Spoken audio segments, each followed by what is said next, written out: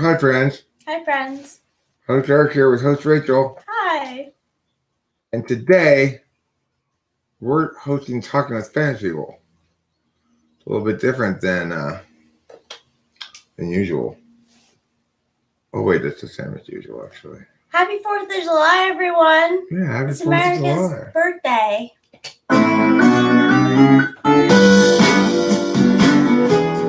This is pretty good, too, you know? I didn't do anything to it before, but I listened to it and I'm like, oh, yeah, this thing's pretty good.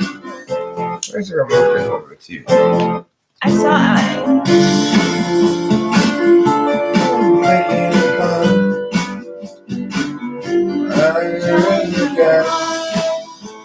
Can you tell it is?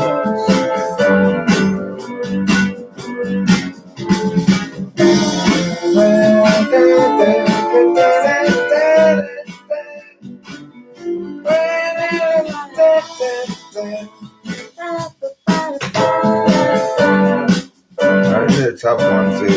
I've been working. This is the other thing. It takes a long time to figure out what to do with something. Hey, it's an art.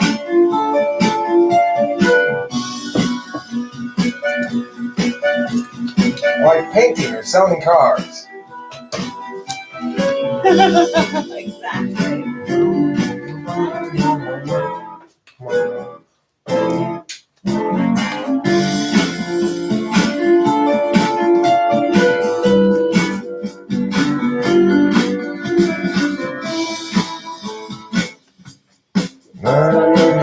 Yeah, we're gonna get on topic here in a second. I just wanted to play this Kyra song while waiting for a couple people to show up here.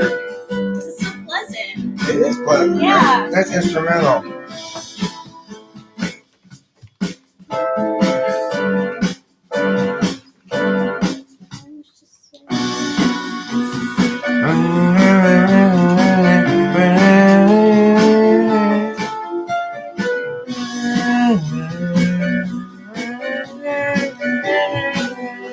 Happy 4th, Vincent's mom.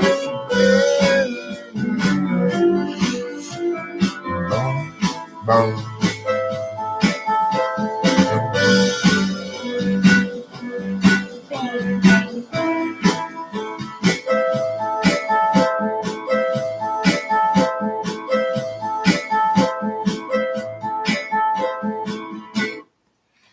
Okay, well, that was nice. Thanks for listening to that. Now, let's discuss typing for NI best practices. So, the question here in typing for NI is, what kind of questions comprise meaningful process analyses for NI, which provide effective correlates or value measures, and which are just throwing up your hands because you don't know what to do? So, I want to start with mentioning summaries. To get somebody to summarize something is very much an NI process. Everybody can do it somewhat, though. So the trick is going to be to determine what kind of thing being summarized is going to give you effective data. And do you have any thoughts, Rich? Something to summarize? Something that one might summarize? I do summarize, yes. Now, I'm saying, in testing an NI person, Mm-hmm. what sort of thing do you think I ought to ask them to summarize? Oh. Well, it's funny, even like with SI, you can kind of get a little bit of an NI thing, like,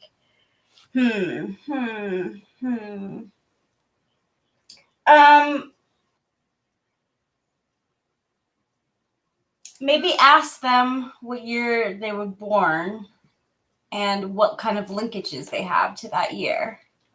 Okay.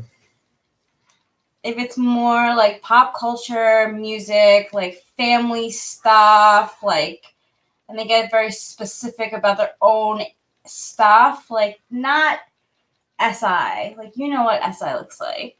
All right, let's play a game right now called Sum Up the Three Little Pigs in 2 sentences. There's a wolf and he wrecks all their houses. Okay. So, like, if you were to say, okay, well, summarize Jurassic Park arrogant scientists unleash new wave of dinosaurs and attempt to profit from it as an amusement park. Carnage ensues, I guess, you know? Yeah, that's it. It's basically the gist of it. Mm-hmm. Now, like a story like Star Wars is a rather more challenging one to summarize in a couple of sentences. Well, I can do that. I'll go for it. There's several. It's a series of. I'm going to talk about Star Wars Episode 4, which is I think of as the first Star Wars movie. The first one that came out. Oh, it's to summarize the movie Star Wars. The first one? Yeah. There is is he orphaned? Yeah. Young man who has capabilities that he's not aware of until he meets somewhat of a sage who they call a Jedi. And with that, the sage, the Jedi, tells the young man that, you know, there's a darker force out there that they need his help. And the darker force contains the, well, if I knew That's the a name- long summary at this point, right? Sorry. No, it's fine. I mean, it's not criticism. It's just noting that that's a difficult one to summarize. If you were going to try to summarize, I think you can practice this little game here too and get better at it. But like you'd say, magical boy assists rebellion against evil magical empire using laser sword. Something like that. Mm-hmm. Or using laser sword, magical boy defeats evil magical empire by blowing up their planet destroying machine. Mm-hmm. Yeah. Those are fairly challenging to do, you know? It Like is. Star Wars got a lot of plot details, so you're gonna have to obviously leave a lot of a shit lot of out. characters too. Mm. Yeah, that was pretty good. So I don't know if that tests for NI then. Well, I mean, I don't think you've practiced it all. Like, you know, you did. There's a trick to it. Like, it's basically make an elevator pitch of something. Oh. You know, Mm-hmm. and you can do that just fine. Yeah. You can do that probably a bit better than me.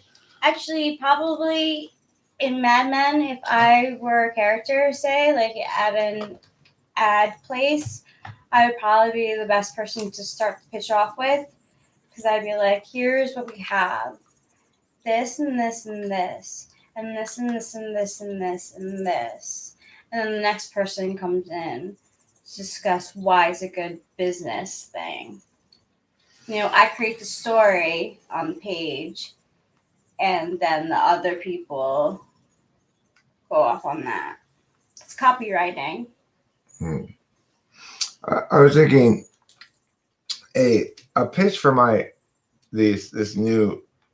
I've been inspired by watching Harley Quinn to want to write a superhero show. Okay, I've seen good cartoon shows and stuff. I can do that as well as those people can do that. And anyway, as far as the writing goes, I think I can. I might be wrong. No, I think you can. I might end up proving myself wrong, but Well, I'd like to think I can. I have been writing scripts with my sister since I was like in the second grade, so I can help you. Okay. Well, I have here over there. I'll grab it in a second. Do you think there's a pad of paper up there on that shelf next to the cards underneath the hat? Yeah. So, okay. The elevator pitch for my superhero show, cartoon show, is Billy McIntyre. Is that the guy's name? Billy McIntyre, the guy who put on Fire Festival. Okay. Yeah, something like I don't know. A Billy McIntyre type character has a get-rich scheme in which he gathers together a group of B-list superheroes and attempts to to create the social event of the century by carefully managing the media presence of these group of superheroes and renting out an island on which to have a very expensive meet and greet.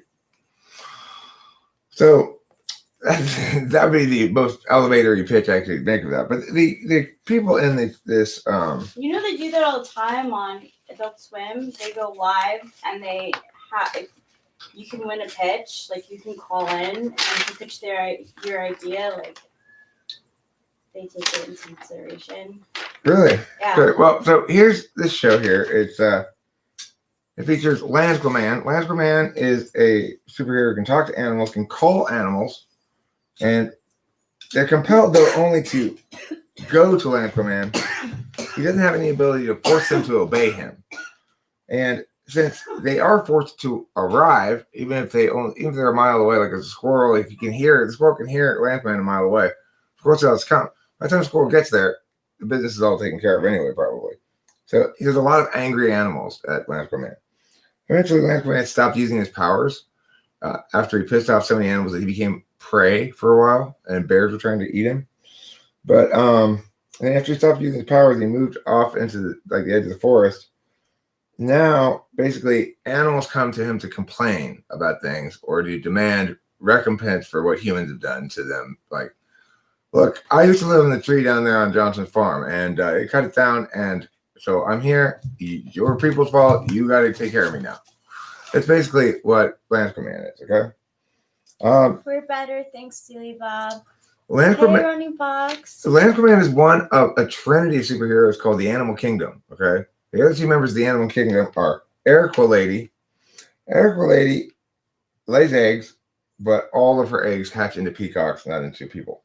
She's the queen of all birds. Unlike Lance Aquaman, the birds obey her. She's a very attractive young woman. The only thing that's bird-like about her at all is she has like 3 peacock feathers sticking out of her butt, but she only has sex with peacocks. She doesn't like having sex with human men. And she talks like British royalty. Okay. And she thinks of herself as royal, like Aquaman does. You know, Aquaman thinks of himself. And like peacocks do too. And peacocks do too. Yeah. Now, the third member of the Animal Kingdom, Landquaman. Landquaman. Like Aquaman, Landquaman, and Airquawoman. And then the third member of the Animal Kingdom is Freshwater Fellow. Freshwater Fellow is like Aquaman, but only for freshwater fish in streams and rivers and lakes. So, you know, he is a good Samaritan, and his patrolling of the streams and the lakes have, in fact, prevented several boating tragedies, as he was there in the nick of time to rescue somebody from cold water, for example. Exactly. He also makes public service announcements against drunken boating. Okay, it's important. Also, he can't swim. Interestingly, he can't swim.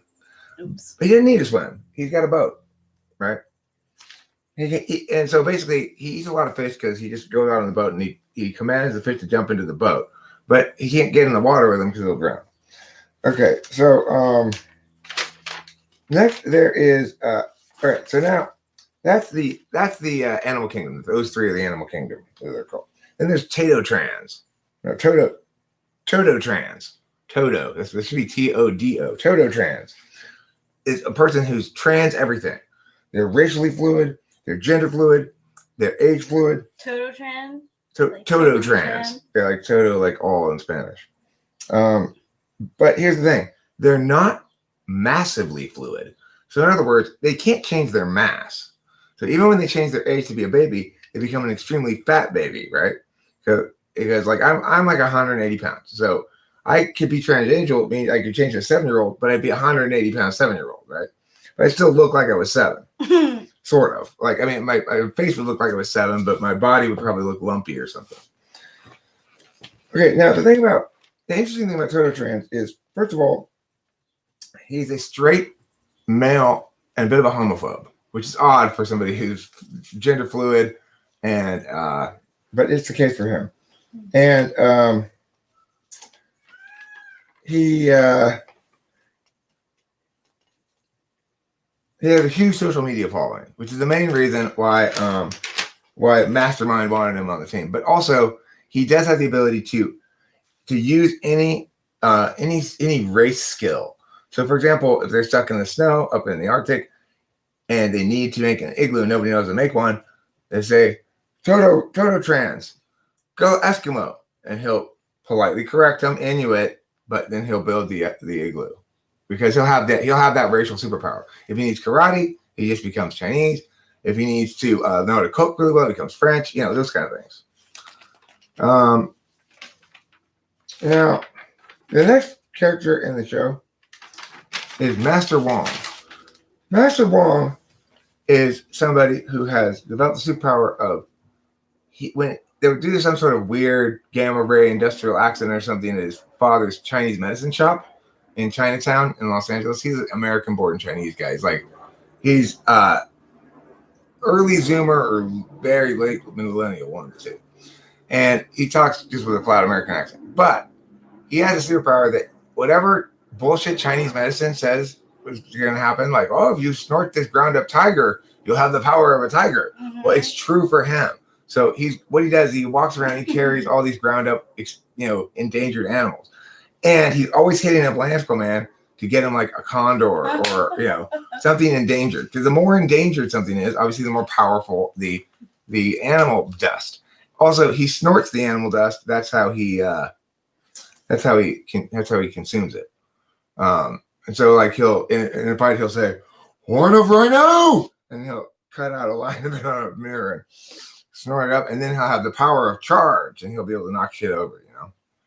Okay, so that's Master Wong, and then there's Master Wong's girlfriend Judy. She doesn't really have any superpowers, but just by being intuitive and aware and mindful, she saves the day a lot because everybody else is kind of, so into doing their thing that they're not really paying that much attention to what's going on in a larger sense. That's so funny. But Judy is, and she's both very lucky and very charismatic. So she's always doing things like getting him a table at a crowded restaurant, the things that the team needs to have accomplished that they can't really do it themselves. Hi, and of course, Margaret. She's being constantly undervalued by everybody. I think she doesn't have any superpowers. What do you think about Lawnmower Man? Can he be the neighbor? I mean, he could be a villain. He could be a guy who doesn't. He doesn't use a lawnmower. He just steals people's lawnmowers and collects them. That's all he does. He's a lawnmower man. You'd think he would kill you with a lawnmower. Yeah, it's misleading. It's a misleading name. He's just a lawnmower. So he's just okay. Yeah, Lawnmower Man is a lawnmower thief. Okay. Yes, freshwater dude. Freshwater fellow has superpowers. He has superpower to make freshwater fish in lakes and streams obey him. So he can force. He say, "Come to me, trout," and the trout will all jump out of the river into the boat. The problem is, of course, he can't swim, so he can't really use the fish very effectively in a situation that involves swimming. Mm-hmm. Which is most situations where you can use fish effectively are also situations where you might swim. So he's got a boat though. He's also got an emergency life jacket. So if he falls off of it, he's not going to drown. He just refuses to learn to swim. Okay, so Mastermind, Billy McFarland, that's his name. The character's name is Mastermind. That's what he calls himself. But really he's just an ENFJ who's trying to pull a scam via social media crafting to make a lot of money, providing a rare meet and greet opportunity with the world's most amazing superheroes. Of course, he's got to position them as such before he can sell them as such. So he's always, trying to set them up with some bullshit to film it to make it look like they're heroic. One of the supervillains I have written down here is Bendy Ben. Bendy Ben can bend any spot of his body. So like I could bend my wrist, I could bend my elbow, but I can't bend in the middle. Bendy Ben can bend in the middle. He can bend anywhere on his body. That's helpful at restaurants. Mm-hmm. He uses his bending power to, rob things and do other villain stuff, I guess. What do you mean just make the character a woman so you don't have to make a real character? He's just being inflammatory. Thanks, Ronnie Fox. You're right. What I think they're a character women. So why are you? So Bendy Ben can get into places other people can't. But the thing is, not really that. For you. Not really that much. Because the reason not that much is because like Toto Trans, Benny Ben is he may fold, but it doesn't make him thinner. You know, it's like just because he can fold in the middle here, the meaty parts are now just twice as thick. He just folded in half. You see. So it doesn't really help him get into places, but it does help him win limbo contests. He's known as one of the world's greatest limboers. And I just want to say, happy birthday, America Day. Happy 4th of July. Happy 4th of July, guys. In America.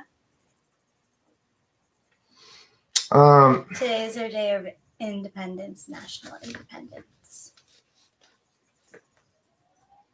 You know, we might also get involved in the storyline, some of my existing characters, such as International Delight or Purgatory Lemon Squeeze.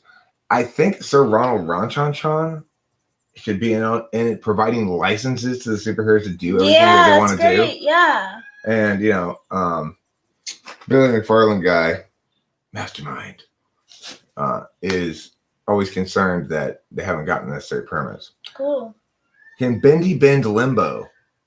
Bendy, yes, Bendy's an excellent limbo. That's what he was, that shark. You know, with pool sharks, he's a limbo shark. Limbo shark. I bet it's hard to find bets. People take your bets when you're betting on limbo. But he starts it. He's like, let's see. You know, people love that fucking game. I hate that game. I remember somebody tried to pool shark me when I was in college. But it was so obvious what they were doing. It was like, no, I don't want to bet on pool. I'm just here playing pool. No, but just, just like $5. You just beat me, dude. It's like, oh my God, you're so cringily obvious. Benji Ben did not have bongos, but he is in a band, okay? It is true that Bendy Ben's in a band. His band is called Bendy Ben and the Been There Done That Gang. Okay. Bendy Ben and the Been There Done That Gang. I like that. Mm-hmm. And he has a theme song. Like Purgatory Lemon Squeeze has a theme song too. Let's see. Bendy Ben. What do you mean I had no content?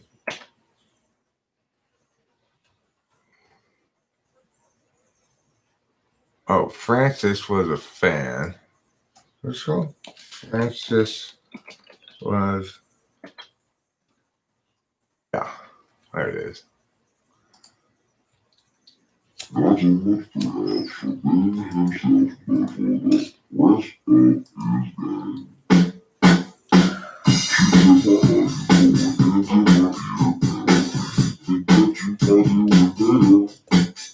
bum, bum, bum.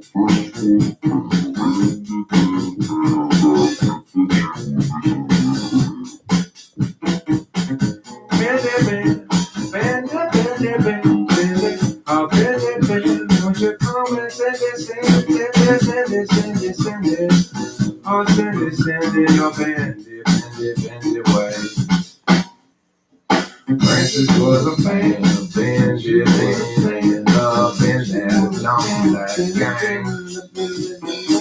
She wasn't such a fan of Benji himself, but rather all the same floppy.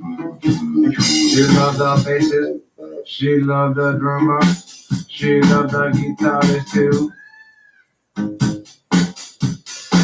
Just sloppy production. We take a bong rip at the same time. Sure. Bendy Ben, anyway, regardless of the sloppy production on that song, he's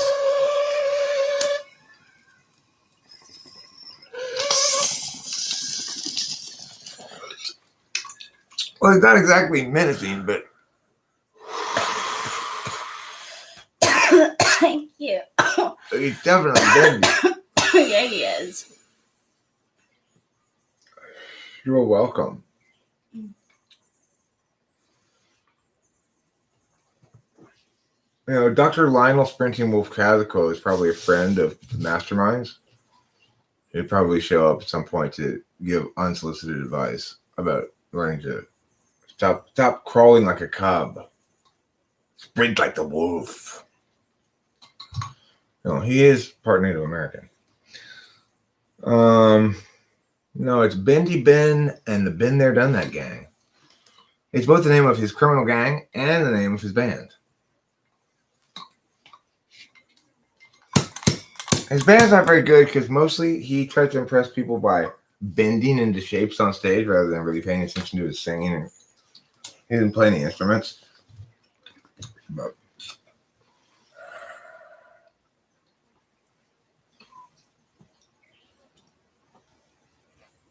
that fly. It's quite a morsel of fly, isn't it? Mm-hmm. So, Dr. Light and Crazy Quilt are great supervillains. I don't know either of those supervillains. Actually, I don't think. Yes, Bendy Ben is an excellent pickpocket. He's great at like concerts too. He gets right out in front. Bendy Ben, yeah. Yeah, He's sometimes able to. even gets backstage. Mm-hmm. He does get it with the blowtorch rose quartz. Yeah, that's his way of getting him part of the time.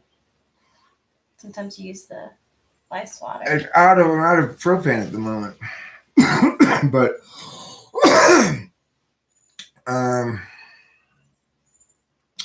I was just thinking it was.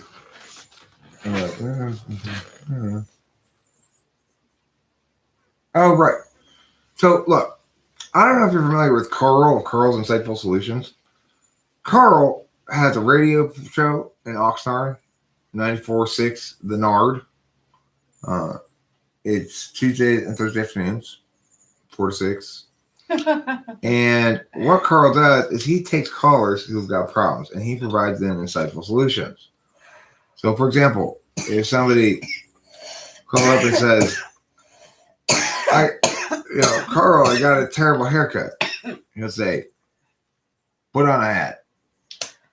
I was just listening to a song in the bath about haircuts. Oh, yeah? Yeah, it's called Emotional Haircut. It's such a rock rave song. It's so good. It's LCD Sound System. Yeah. Yeah, I'm familiar with it. Emotional Haircut. You know that song? You played for it before. Oh, isn't it so rocking? It is a good one. Sometimes there are ads in YouTube stream. Carl, like, say somebody called him up. Somebody did call him up one day on the show, and they said, he's got his phone manager guy too, whose name is, I forget what his name is, like Winston or something. But anyway, Phil. He has a name. I can't remember what it is. Anyhow, so the person called up and they explained their problem to. I like the name. It seems like his name's Phil now. All of a sudden, explain the problem to Phil. Like, for example, one person could hardly be understood. Why?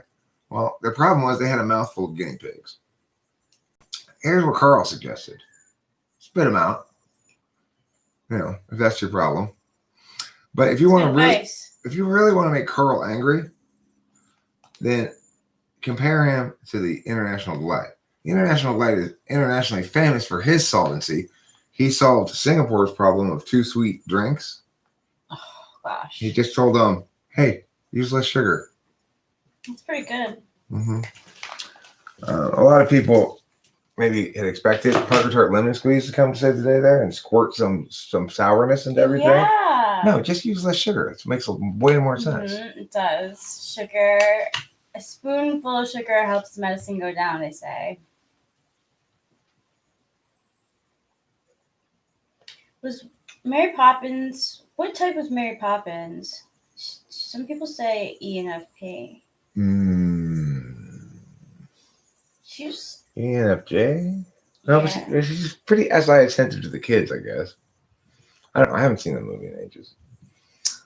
She is attentive to the kids. Yeah, ENFJ for sure. The theme song of Carl's Insightful Solutions is something like. I have to listen to it. I don't know if I have it anywhere. Cars, I wonder if I do. he on his spare time, but he likes watching it more than actually doing it. Well, it's not easy working for Carl. Carl thinks he's the shit, and he's got a radio program 2 afternoons in Oxnard on the Nard, but it is drive time. But he's no international delight. I think we can agree on that. Yeah. International Delight and Pucker Tart both have their own theme songs. The Pucker Tart Lemon Squeeze song. Oh yeah.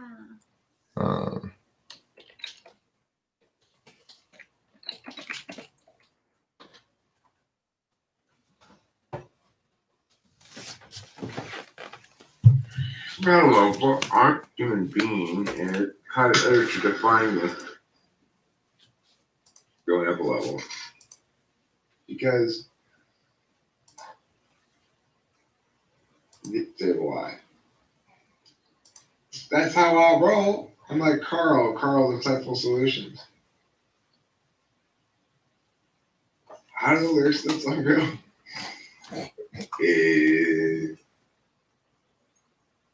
He's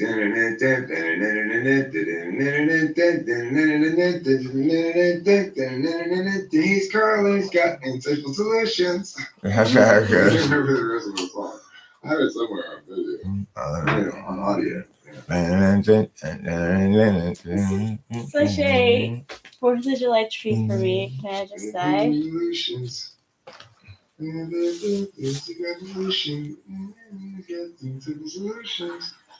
Hi, I'm Carl. 93 an hour. Lacey. Carl here. Welcome to Carl's Insightful Solutions. Can we take a caller, please? Hi. Hi, how can I help you? I'm Carl. Got an insightful solution for you. What's your problem? Yeah, I got a bad haircut. Okay. Let's see. Wear a hat. Next caller.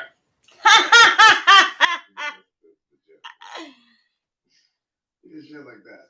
This guy calls and says, and he can't.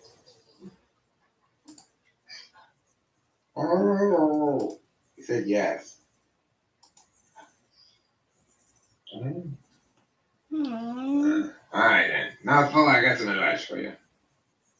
You ready for your solution? Spit them out. Okay. Aww. My goo. Oh, can I give you a kiss? Wherever you want to take me.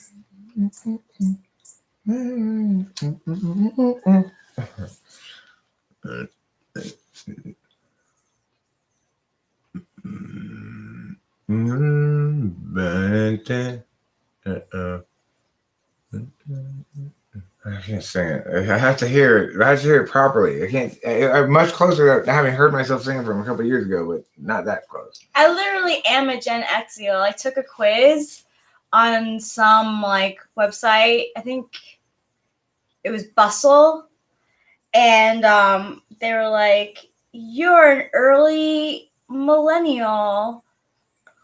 Yeah, but White, I was watching myself. I was irritated by myself.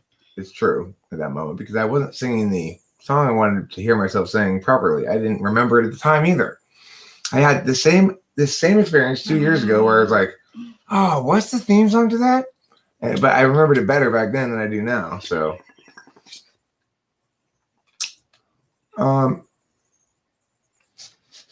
I think that. Let's see. Do we have anybody who's NI backstack around here right now? Who's NI backstack? In other words, not an INFJ, not an INTJ, not an SFP, not a STP. TJ? I mean, somebody who's not NI on the front stack. Oh, front stack. Oh. Malero A. one of my favorite films is um,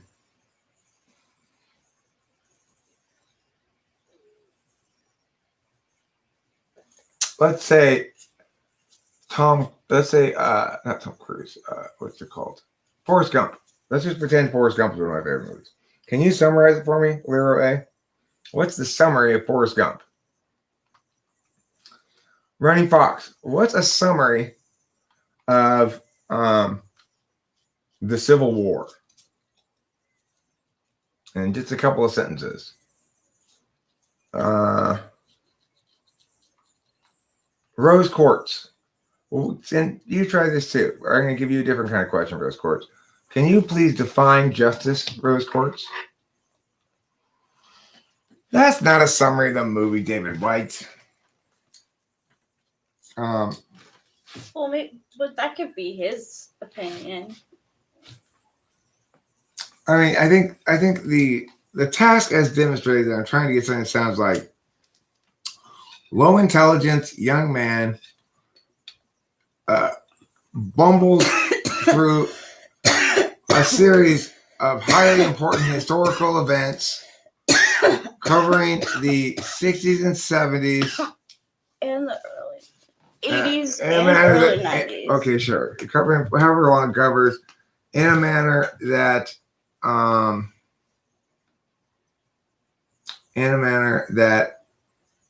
provides social commentary. Something like that. Dumb simp with a surprisingly interesting life. Well, yeah, okay. True enough. But let's try some definitional ones too. Because the thing is, of course, it's hard to do it with okay, sure. I agree. You did a better job. I'm not you. Lawnmower did a better job than me. You did a worse job because you didn't summarize shit. That's like saying the summary of Star Wars. That's a bit. That was like So- you are on. If you take a test and you don't want to answer the question because you really don't know it, you put in something like that. It's like saying a summary of Star Wars is the Force be with you. No, it's not a summary of anything. That's just a famous quote associated with it. Well,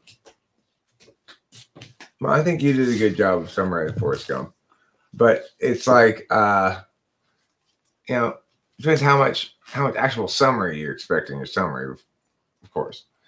But it's good to define complex terms. Like Running Fox, what's your definition of intuition in general? What's your definition of intuition? David White, what's your definition of love? Runners sometimes have spouses with HIV.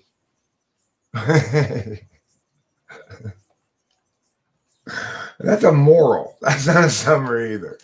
Okay, let's do morals though. I like the idea of doing morals.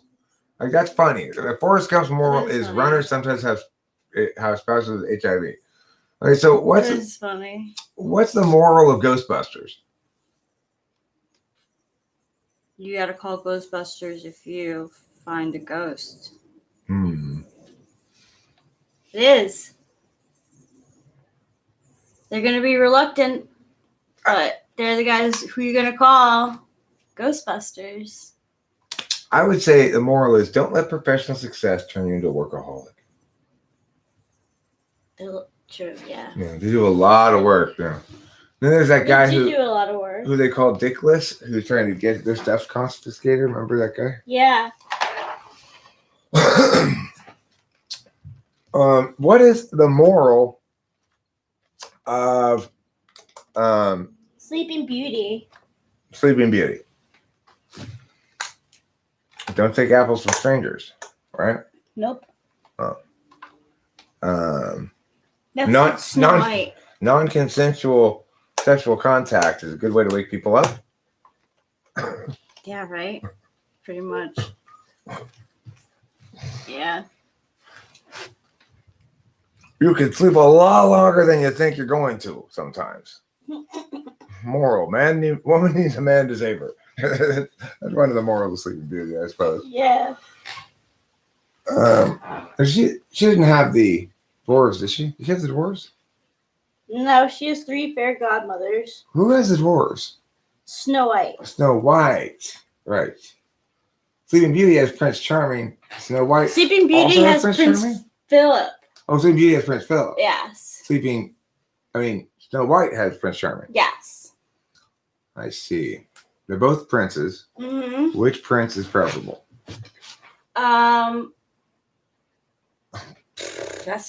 They both meet them in the same exact way in a forest. Or actually, Snow White meets Prince Charming while she's at the well singing, and Prince Philip meets Aurora in the forest dancing with the animals. And she met him when they were younger because they were supposed to get married, but then Maleficent puts a spell on Snow White. Sleeping Beauty. I mean, Sleeping Beauty. Yeah. Is Sleeping Beauty the one with the mirror, or is that Snow White? Snow White's mirror. Those two,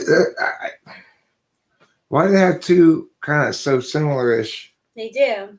two similar stories? Yeah, very. Stories, you know? Mm-hmm. Who does Cinderella have? Cinderella has a fairy godmother as well, but Cinderella, No, remember, Prince it's also Charming is. it's also subject to a lot of abuse at home. Actually, She's got attachment issues. I actually think that Prince Charming is Cinderella's. Okay, so who's Snow White's? I don't know. She maybe shouldn't get a prince. She does get a prince. He kisses her at the end. What about the dwarves? The dwarves say yay, and they are happy that she's alive. Look, while she was living with the dwarves, she really leaned on Sneezy. He was there for her, for a shoulder for her to cry on. They had a real emotional intimacy. That is. And he is heartbroken because as soon as a regular sized man comes around, she's been telling him she's just not sexually active. I believe that Snow White has Prince Francis or something. Ariel has Prince Eric. Jasmine is the princess for Aladdin. Yeah, but Snow White becomes the queen she's supposed to be. She's not supposed to be in the woods doing work. Yeah, tell that to Sneezy. He is bedridden. He's so morose over this. I think it's absolutely fair to say that she did lead him on. I'm so sorry. You're right. And she should not have lied to him. She said, it's not you. I just don't have sex. I just don't like to have sex. As soon as a regular sized man comes around, she's out there just humping her brains out. You know? Yeah, I know. Rapunzel has a dude too. Prince Hair Climber? Pretty much. He's supposed to be an ENTP character. Yeah.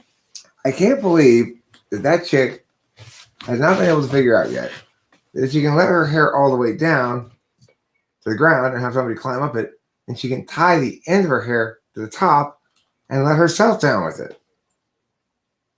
She tries to, but the mom keeps catching her. Oh, the mom keeps catching her. Yeah, ESTG evil mom. Roll up for a little bit.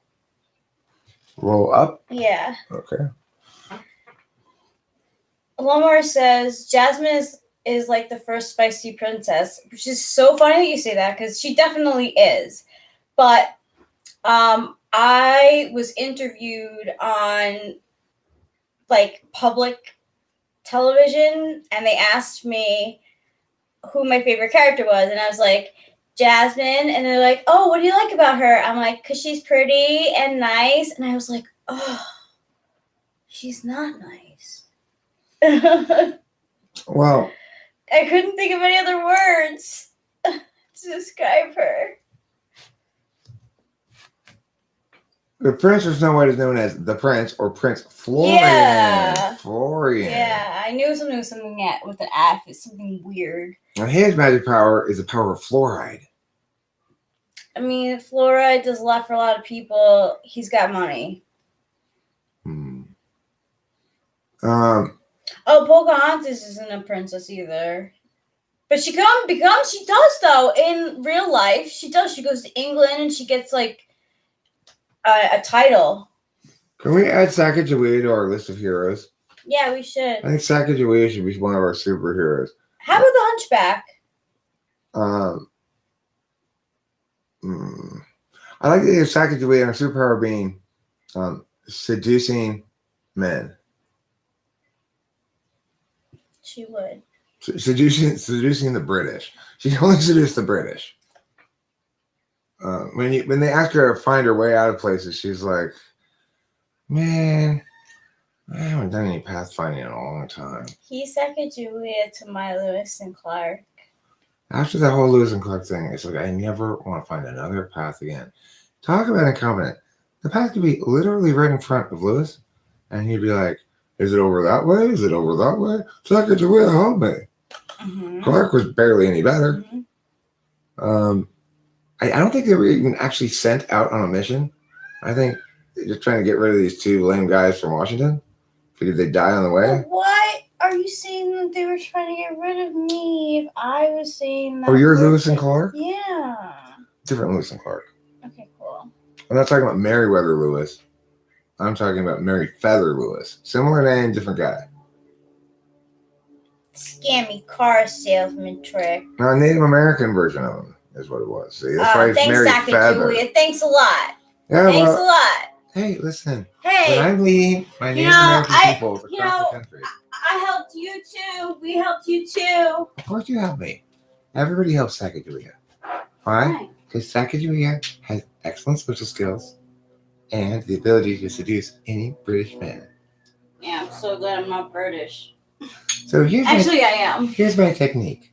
As Sacagawea, what I say is, I go up to the British people and I pretend to be, more native than I am. I say, "How pale skin? Oh. Are you God?" And it works every time. The guys are like, "Yes, I am, Sacagawea. That's how she got this fish. Time to pray." Oh, Eric, Yeah. you're British. Okay. Indeed, I am, Sacagawea. My name is Sir Lord Livingston. He's such a dandy. Oh, he certainly is. I'm sorry, Maurice. Can you please head off for the evening? I'll see you in the morning. Sacagawea and I here. I need to show her what a god is. Did you have She's tea yet? a ignorant native savage. I shall help her by showing her the white man's ways. Did you have tea yet? I had tea earlier. I don't want to make another cup of tea right now because Sacagawea, she's of the people who threw all of our tea into Okay. the harbor. No, we did. No, it was the Indians. It was not the Indians. I promise you that. Okay, it wasn't the Pakis. It wasn't Indians from India. It was It was the feather, not dog. okay. Well, anyway, can we have some kind of treats for her? It's so incredibly rude to have people over and to not have something ready How for them. about deviled eggs? Wonderful. Sacagawea would love a dozen deviled eggs. I would love to make deviled eggs When- for Sacagawea. I often leave them in her mailbox. She said, "Don't do that. They smell." I ignore her. She's a savage. She doesn't know any better. Well, I like to make them for her. I'll do it. Deviled eggs for everybody. Ugh. Who'd like some deviled I like eggs? some deviled grapes. That's really what I want. Well, if I like some deviled eggs, I'll call them down to the lorry station. That's how English people talk. You do. Can Sacagawea visit Cowliga? Who's Cowliga? Cowliga. I don't know who Cowliga is. Aladdin deserves more respect a person to fall in love with. I don't know. Aladdin's an ESFP himself. So, frankly, I would say the genie deserves a relationship with somebody Scottish. who's not going to keep him enslaved until he contractually no longer can. Oh, The teapot. Teapot's the narcissist. She Mm. really is. You can Mm. tell. You can tell. I mean, Mrs. Potts. she lets Chip have a chip. Like, what? You know what? All of the scalding scenes made it onto the editing room floor. None of them made it into the film. But in the I knew original you knew cut, the truth. Mrs. Potts scolded like 7 or 8 different characters with her boiling water. Is Jafar INTJ? He seems almost more ISTJ, you know? Or maybe ESTJ? Either one, yeah. More ISTJ. Beauty and the Beast is a creepy story about Stockholm Syndrome.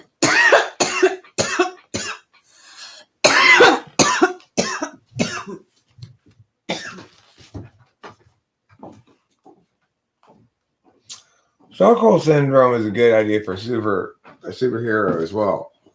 It's somebody that if he spends time with the enemy will join your team, you know? It's like make a traitor. It's like a traitor machine, not TRADER, but TRAITOR. Tory Bride, colleague. All right, let me mute this for a second. I'll look at your colleague.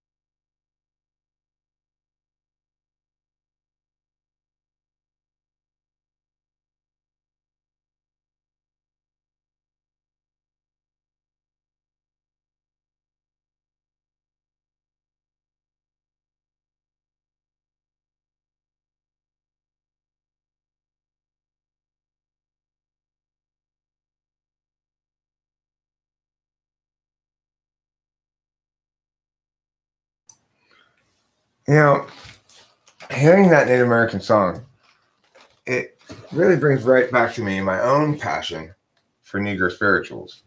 I too am an aficionado of the songs of my people, and just as that gentleman is keeping alive the oral traditions of the Native Americans, but in contemporary song form, I too am keeping alive the oral traditions of the Negro spiritual, but with a little bit of contemporary spice it up zazz, you know? We have a great Negro spiritual the other day. Rachel and I did in a movie. It went like this. Oh, Lord, Pig Bell Cotton. Oh, Lord, Pig Bell Hay. Oh, Lord, Pig Bell Cotton. Oh, Lord, Pig Bell Hay.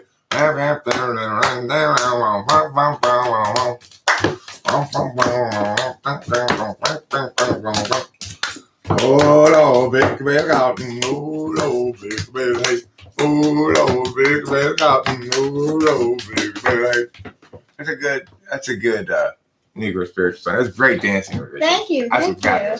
Thank you. You guys missed out on the best part, right? Because I didn't show her Just for wonderful you. dancing. She was doing the shuck and jive there on that one. Yeah. It's getting dangerous. And in this contemporary environment, it's dangerous to do the shuck and jive to a Negro spiritual. Somebody might accuse you of racism. I thought the floor would make more of a sound, so Those are pretty good tap shoes. thanks. You get a good pop to them. Yeah.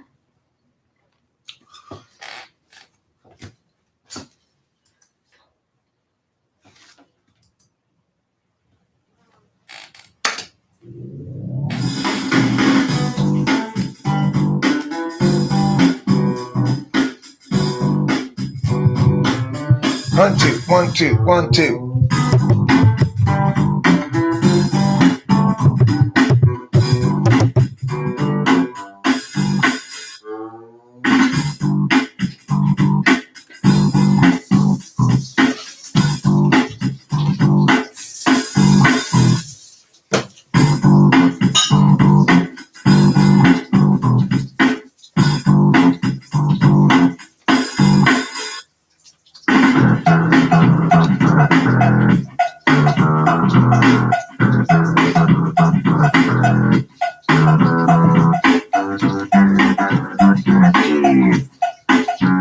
The most dangerous possible supervillain I can think of would be one called the Utilitarian, who successfully wins arguments using utilitarian justifications for things that violate principles.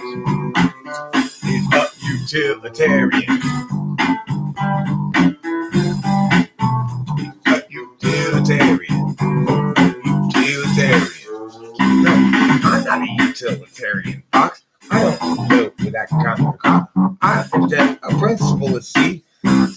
a rights framework. See, not utility. Instead, that's bad. Yeah, kind of impact. Doesn't work like that. You see, the problem with it is that Fox, if you try to measure impacts, then you have all these unanticipated impacts, unmeasured impacts, and sometimes unintentional impacts. Sometimes more substantial than the intention was, but only present if you decide to count them, which most of the time it's don't. No, we're just washing our hands. Hands. Both of them. My bomb. No, well, she's washing her bomb. Sorry.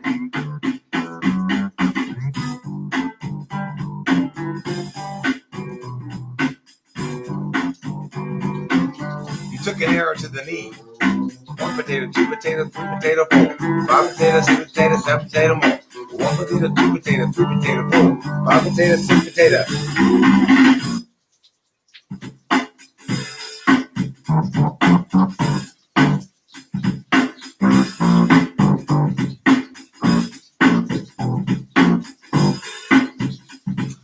Why do you suppose eccentricity manifests so much more evilly when the eccentric person in question is a billionaire? That's strange.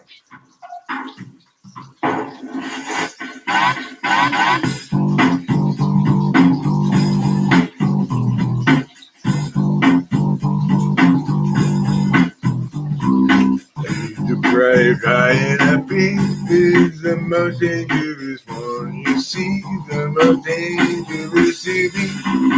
The depraved INFP is the most dangerous one to be, the most dangerous one you see. Well, a depraved INFP is the most dangerous to be, the most dangerous to see.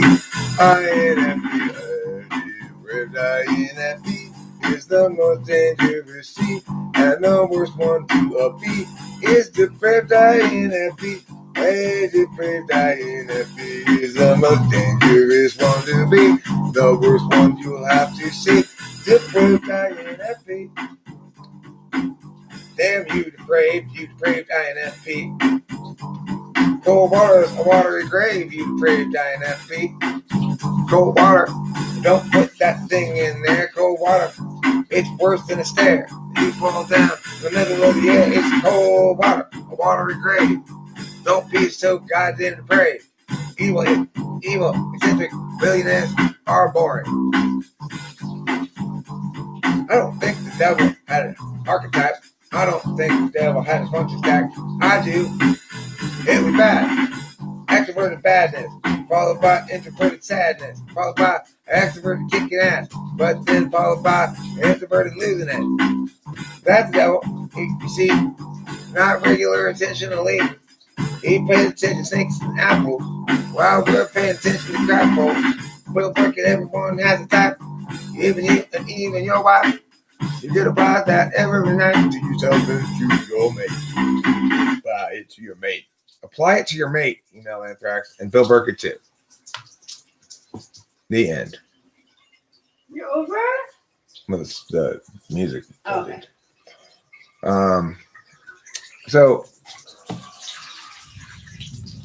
earlier today, yesterday, I heard Moon River.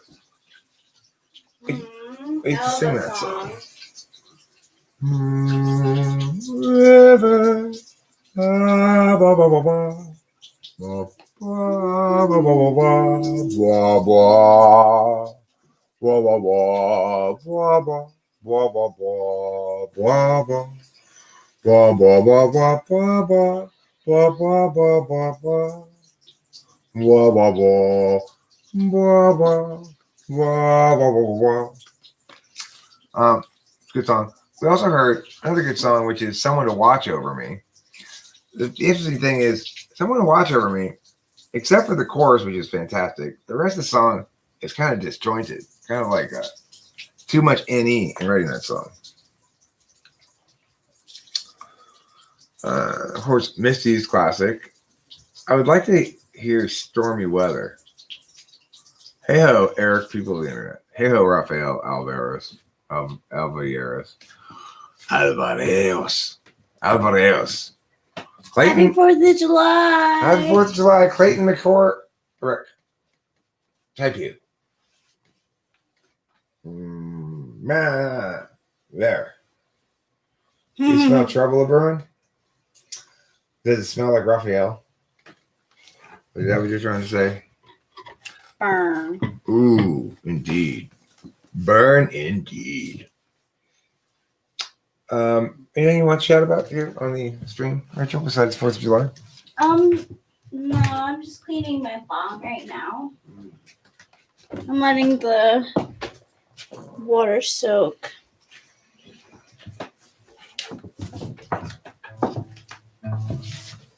Do we have Q-tips anywhere? Inside, I think.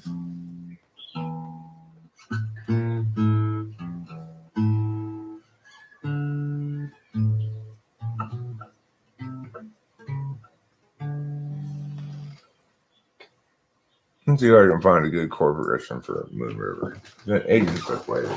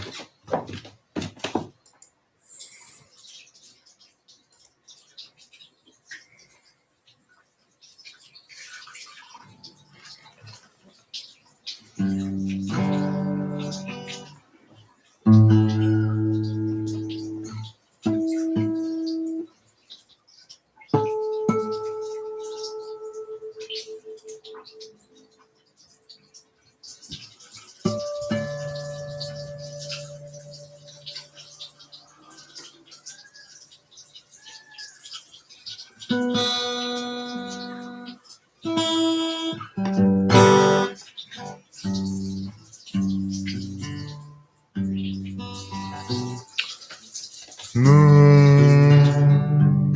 River, wonders am I? I'm crossing you in style someday. Oh, dream maker, you heartbreaker, wherever you're going.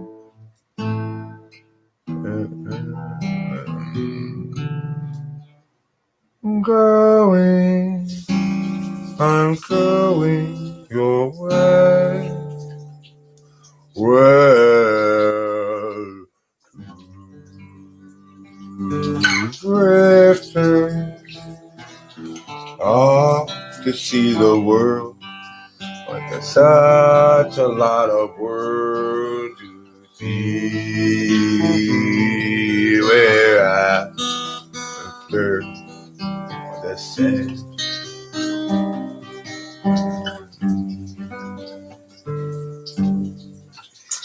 My fingers hurt. I played guitar too much earlier. Can't really play it right now. I think it sounded great. Thank you. You're welcome. Moon River, wider than a mile. I'm crossing you in style someday.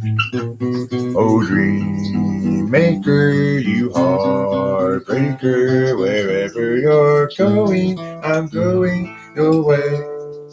Well, two drifters off to see the world. There's such a lot of world to see. We're after the same rainbows and waiting around the bend. My huckleberry friend, Moon River, and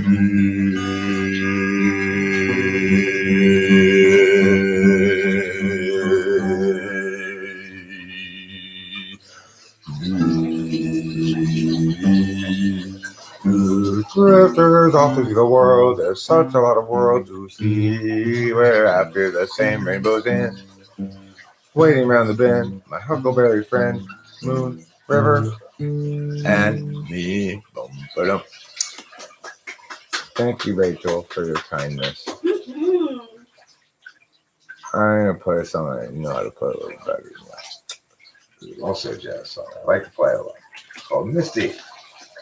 That's a fun song to play. Chords. Yes, chords are right here. Okay.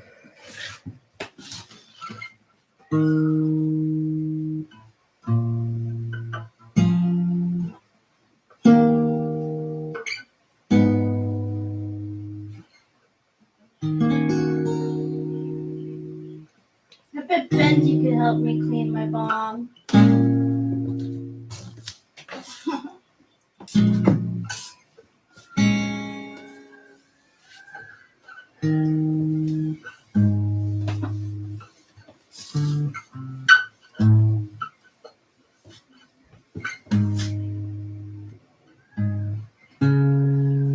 You make my heart melt like a popsicle on the 4th of July.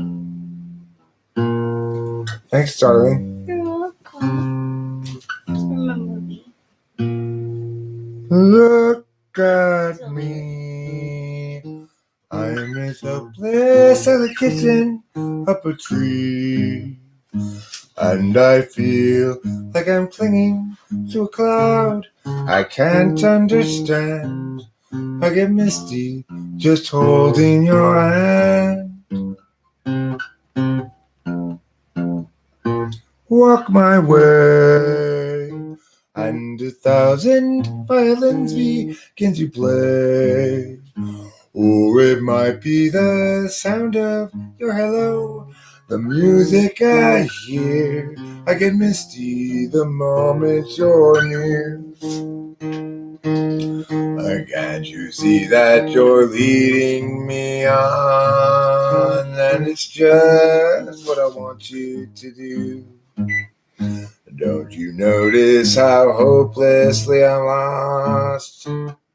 That's why I'm falling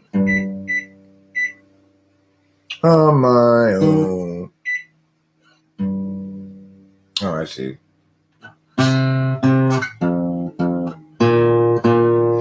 On my own, when I wander through this wonderland alone, never knowing my right foot from my left, my hat from my glove. I'm too misty and too much in love.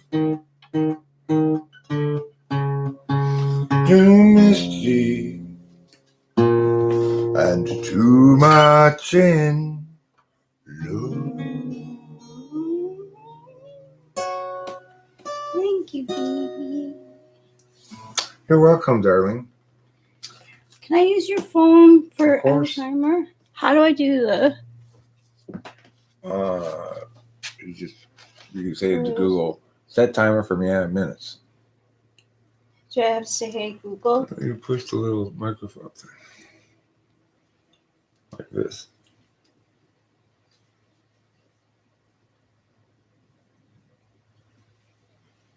Push this in here.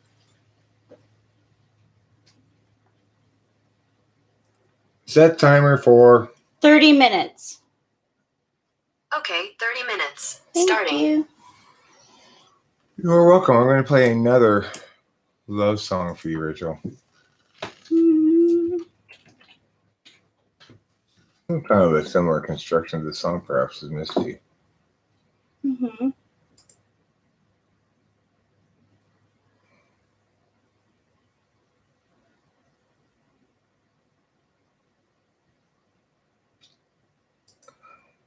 That's not great. That's That's what song I was. by You know what's? Gnarls Barkley. Yeah. This is all still by Gnarls Barkley. What? Patsy Cline's crazy, you know? That's what I'm looking for. No, Patsy Cline. it's not showing up. Yeah. There you go.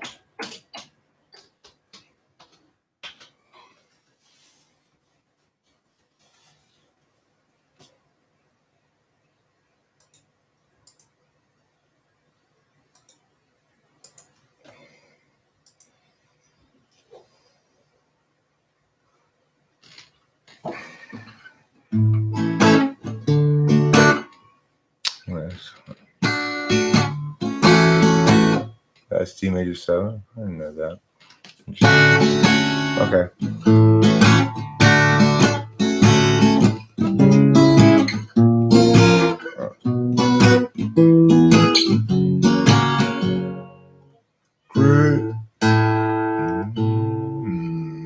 I'm crazy for feeling so lonely. I'm crazy for feeling so blue. I knew you'd love me as long as you wanted. And someday you'd leave me for somebody new. Worry, why do I let myself worry? Wondering, what in the world can I do? Crazy for thinking that my love could hold you. I'm crazy for trying and crazy for crying and crazy for loving you. Crazy for thinking that my love could hold you. I'm crazy for crying and crazy for trying and crazy for loving you.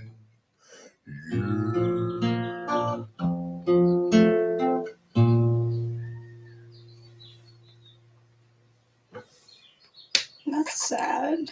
Oh, why? It's not about us. Oh, okay, good. It's just. Oh, I don't. When I say I'm singing a love song, you can tell I don't really. oh my God! I was like, I think anything that's about has love in it is a love song. Obviously, now that I think about it, this isn't really a love song, but that's how much. I understand. I love you so Bad much. FI on my part, right? No, you didn't intend to. It's No, I fine. certainly My heart was racing. didn't. It's a great song. I didn't mean to do that. It's okay. It's It's all right. I was thinking about other songs that were like Misty.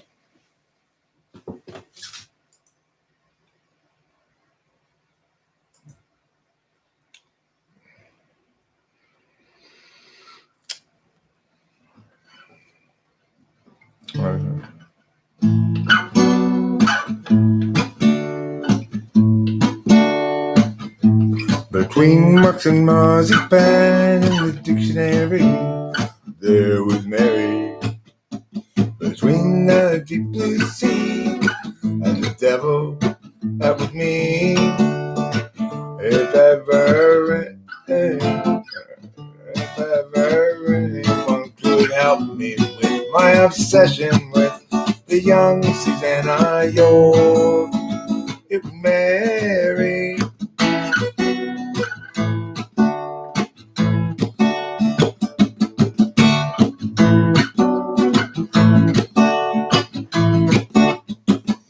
My pink pajamas, she asked for something, I gave her the short answer.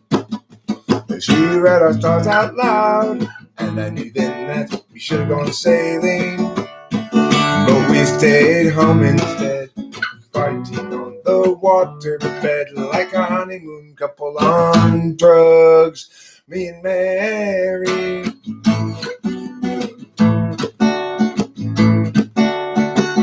And the sound of happy couples coupling happily in the dark, while you and I pretend. That's not right. Couples coupling happily in the dark, while you and I sat down to tea. Remember you said to me no amount. That's not right. Those chords aren't right. But anyway, it's a good song. It's too bad. Who is that? Billy Bragg. Oh wow, he played really well. He's got a better song than that one though. That's not one of his best ones actually.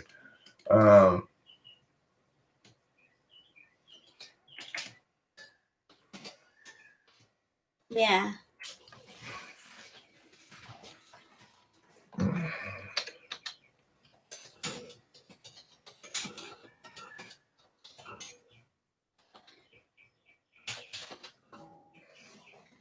Could we sing a Beatles song together?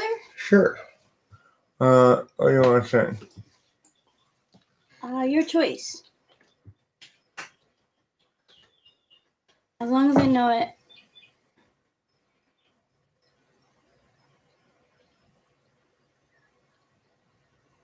I want to start with why. That's strange.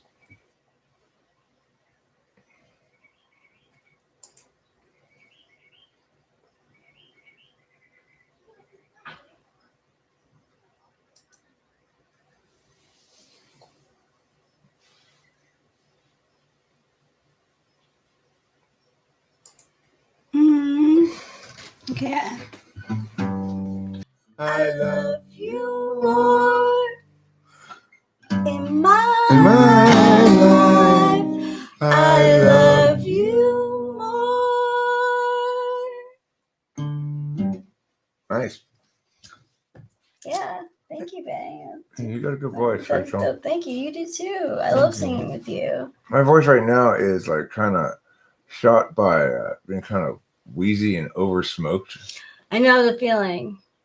Okay. I don't have my full array of breath, I guess you could say. Yeah, I can tell. I know what you mean. I feel that too. At times as well. Black, white, green, red. Can I take my friend to All bed? together now? Yeah.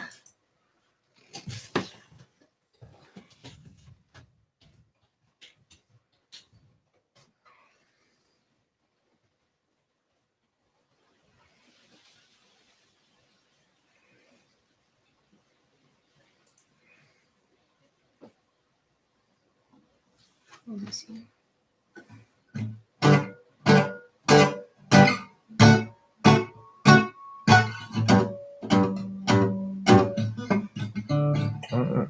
One, two, three, four. Can I have a little more?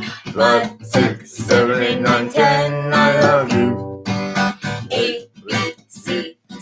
Can I bring my friend to tea? E, F, G, H, I, J. I love you. Sail the ship. Boom, boom, boom. Chop the tree. Boom, boom, boom. Skip the rope. Boom, boom, boom. Look at me. All together now. All together now. All together now. All together now. All together now. All together now. All together now. All together now. Black, white, green, red. Can I take my friend to bed? Pink, brown, yellow, orange, and blue. I love you. All together now. All together now. All together now. All together now. All together now. All together now. All together now. All together now. All together now. All together now. All together now. All together now. All together now. All together now. All together now. Boom, boom, boom, hit the jet. Sail the ship. Boom, boom, boom, Chop the tree. boom, boom, Skip the rope. boom, boom, boom. Look at me. All together now. All together now. All together now. All together now. All together now. All together now. All together now. All together now. Uh. Skip the rope. Chop the tree. Skip the rope. Look at me. All together now. Yeah, that's a fun song. It's such a simple little song, you know? Yeah. Let's see what's going on in the old Chat-a-roo. chat-a-roo. What's going on in the chat? What's going on with that yet? Even if it's 100% cringe, why does it bother you? We all behave weird from time to time, and they can be changed. I mean, think about how cringy it is for me when I go, I'm gonna play a song on the guitar, and then I can't figure out how to play it, and the chords are in front of me. I always be like, God, Eric, you're so lame. How awful that must be to listen to me try to figure something out. I hear you. And then I feel all cringy about it, but it's just whatever. It's not worth. No, It's not worth See? weighting life negatively with That's shit like that. I feel like that's ENTP maturity. I am Nice. so. Raphael is clapping. Thank you. You know what I am? Rachel and Raphael, both, and Rain Fox. I am mature, you could say. Mm-hmm. I'm a mature and distinguished gentlemen. You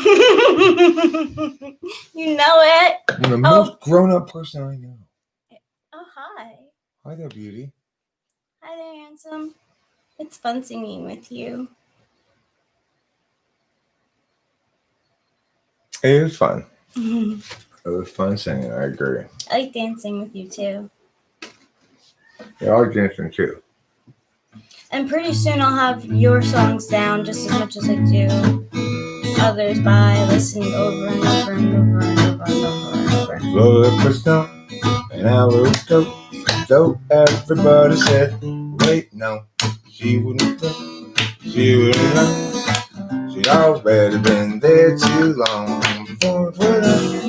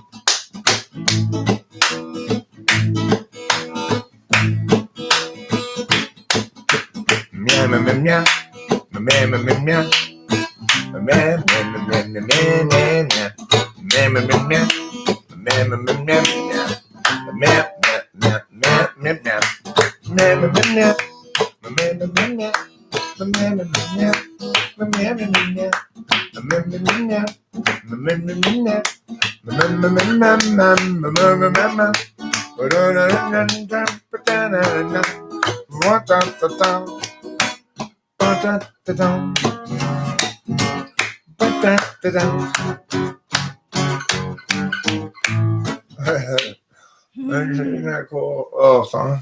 It was fun. I really like that song. It's just that the official version of that song, I'd say, has too many words. It's like it's a big story, you know. I like that Sean Ryan Barron has a wrench. He said nobody's gonna post anything without your permission. Okay. You don't notice I don't even. Keeping the pace.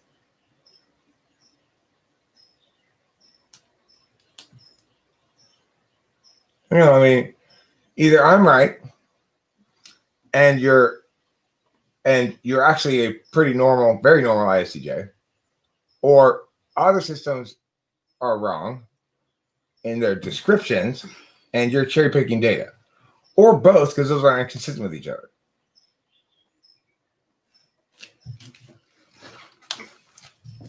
LOL, running fox, exactly. Time for a cigarillo. This is the one I was having trying to smoke, but never did. You should have the camera on you. I'll go over there. Oh. Fine, I'll just stand over in the kitchen area. Smoke? Yeah.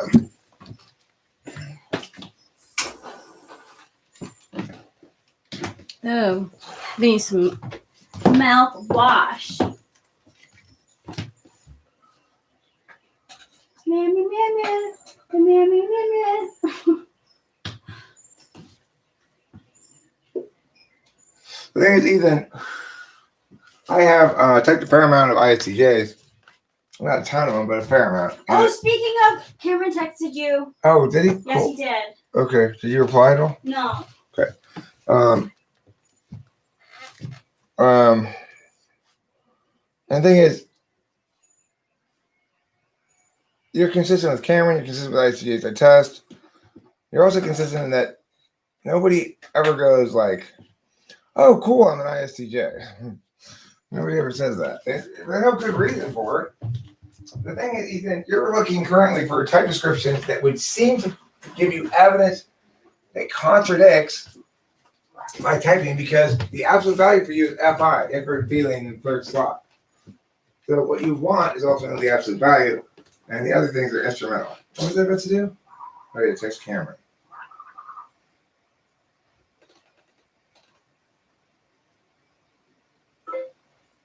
Why don't you swing by and pull a few bowls if you feel like it? Where's the text? Hey, Rachel and I are just chilling. If you'd like to swing by and pull some bowls before you go to your thing. Yeah. comma, please do so.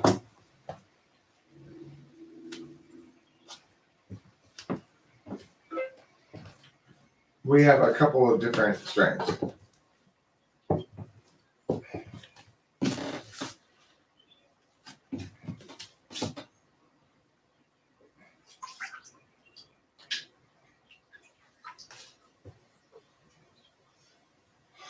Pull some balls.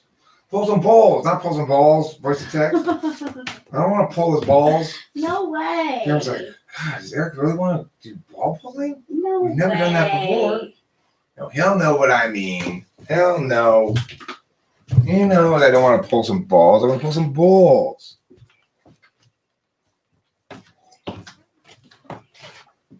Who got upset? Oh, that was a perfect reaction to that. Shirt looks really good on you. Thank you. You're going to hike onto the Kaiser, huh? Are you bringing back World War I Germany? Or the Kaiser roll. I got mad at what? That's how you know you're an ENTP. You have to ask what you were mad about. I didn't get mad at all during the typing, Ethan. Not during the typing. You're talking about something that happened after the typing, right?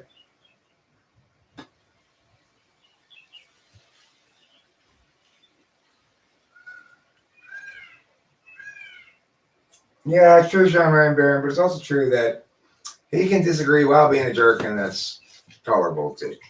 You know, ideally we all like to be a little bit less assholey in our discourse, but I totally understand. So it doesn't bother me that much. It doesn't really bother me at all. Well, I mean, it might make me mad in the moment, but it doesn't bother me.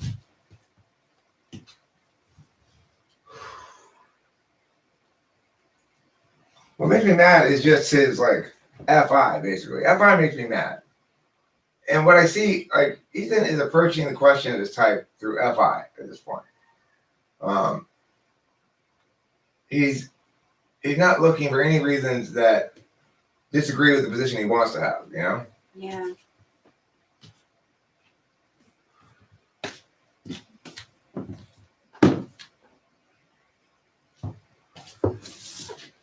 At that point, I tend to get like annoyed, like, okay, you don't want to know the actual thing, you want somebody to agree with you. You know what? I think I need help with this again. Okay. Well, I mean, you don't necessarily, it's not just a confirmation bias. What I'm saying is that I think down, no, the other one, this one, down. and to close to where this one is. Wait, no, this loser. Do you want loser or tighter? Tighter.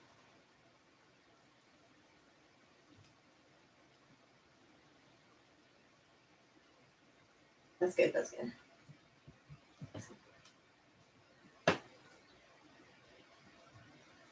Thank you. Mm-hmm.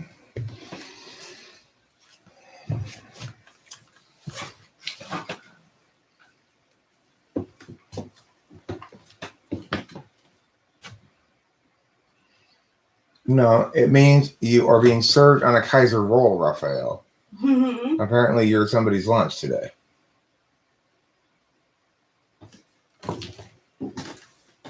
Are you talking about Ethan?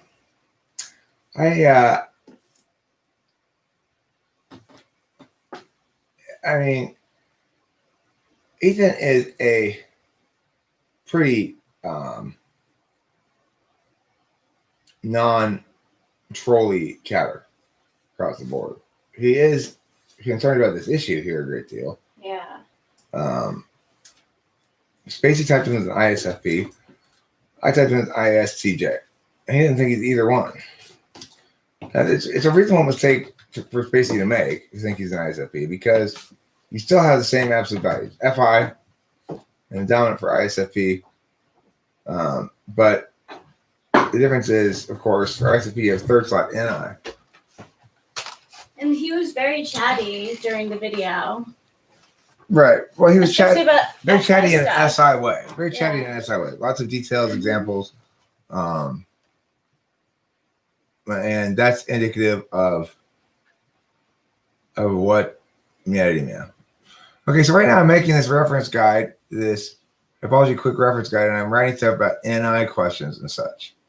So,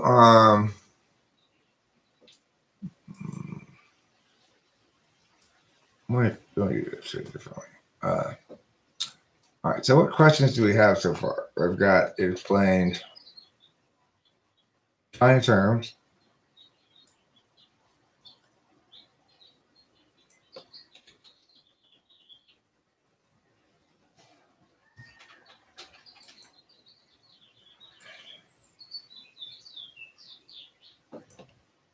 Mm-hmm.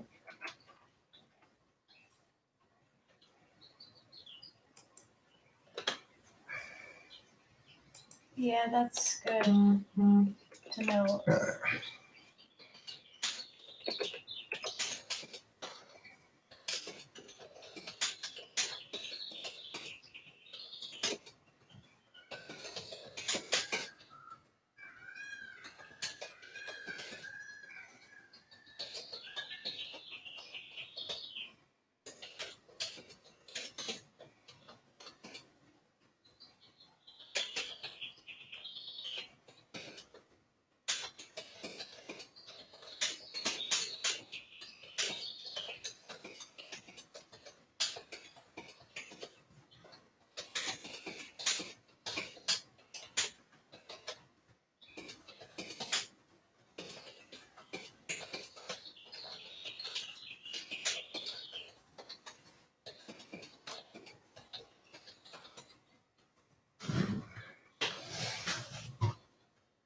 Lots of tests,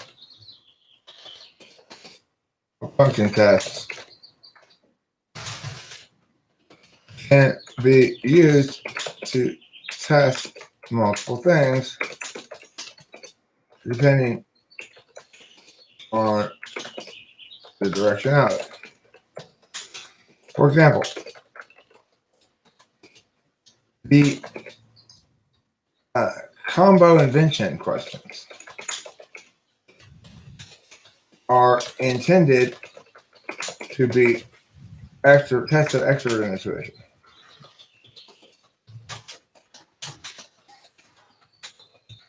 But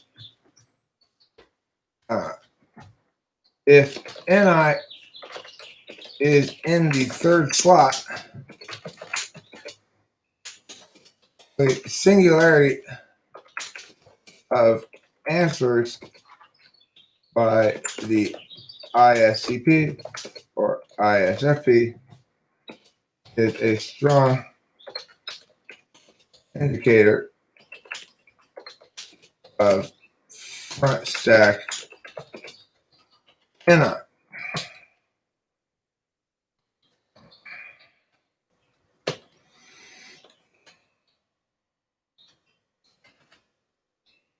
Okay.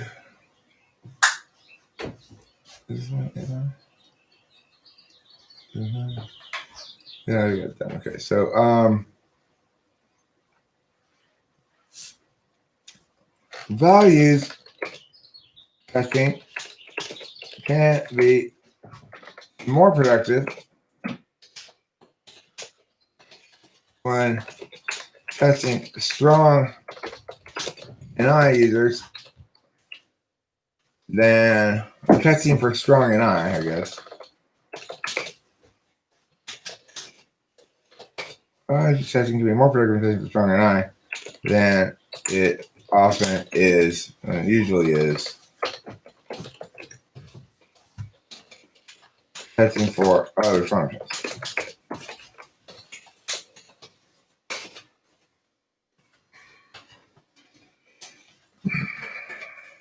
A dominant or tool NI frame is unusual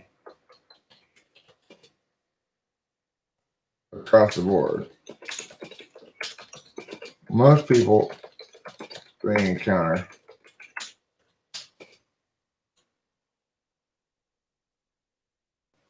require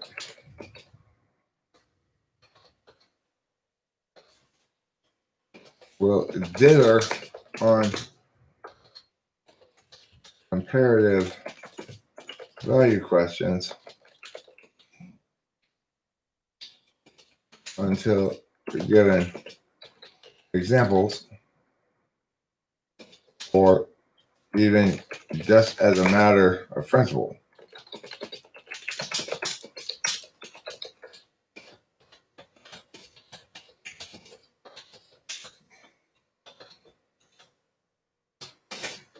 Since the frame of inward intuition, however, presumes that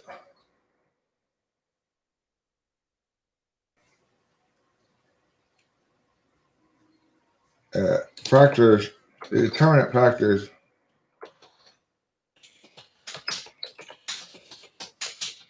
resolve open questions.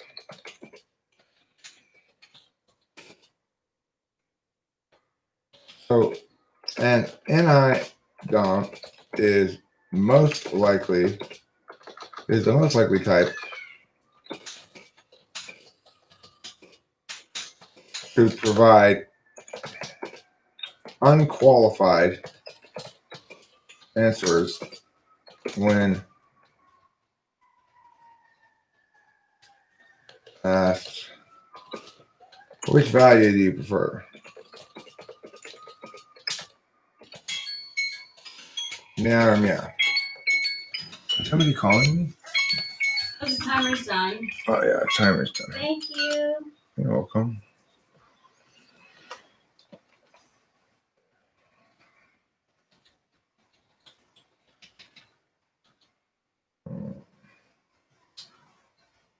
Other questions that I have used to check for NI include self-reporting questions.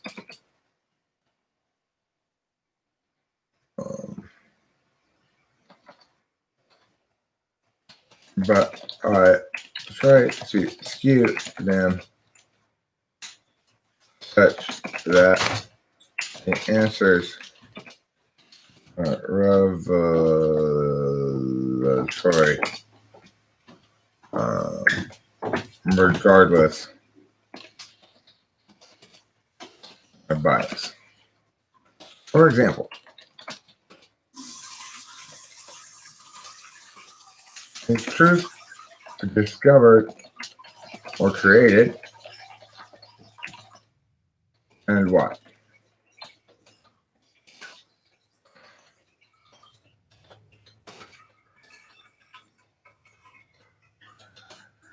If you had to either be a judge for a poetry contest that requires entrants to produce 5 finished poems in 20 minutes,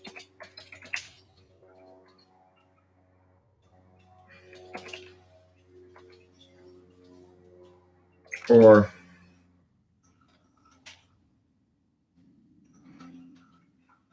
be a poet in a poetry contest, require entrants to produce 5 finished poems in 20 minutes, or would you rather be the judge of said contest?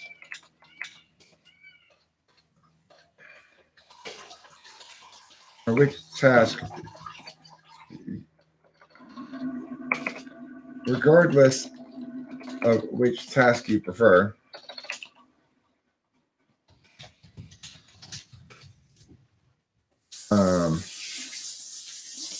which do you believe you'd perform better at?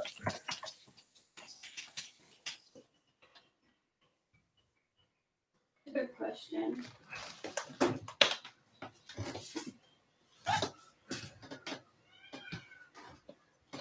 people have recommended a few other things worth mentioning here.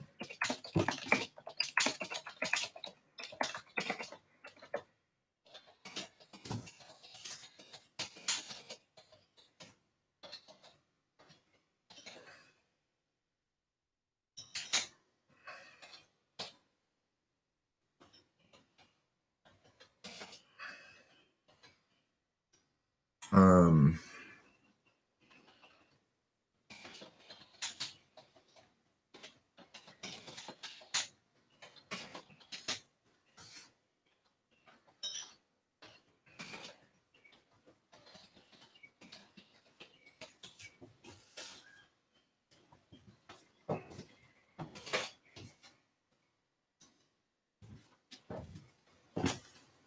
um,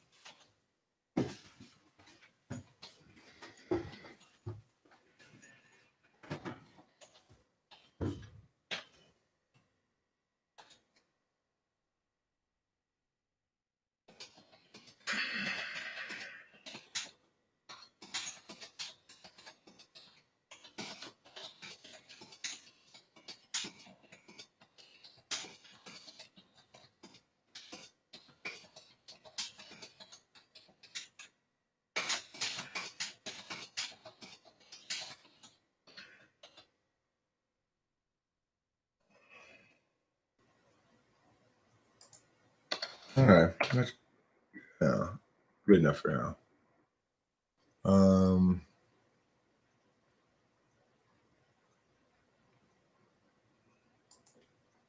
All right, cool.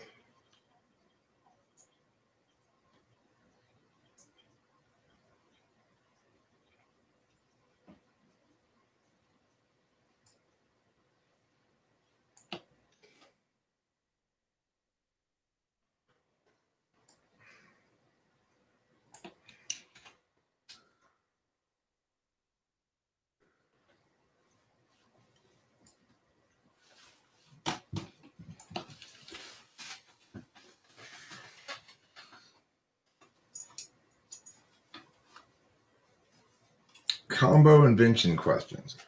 Combination invention questions. I need to put an example of one of those.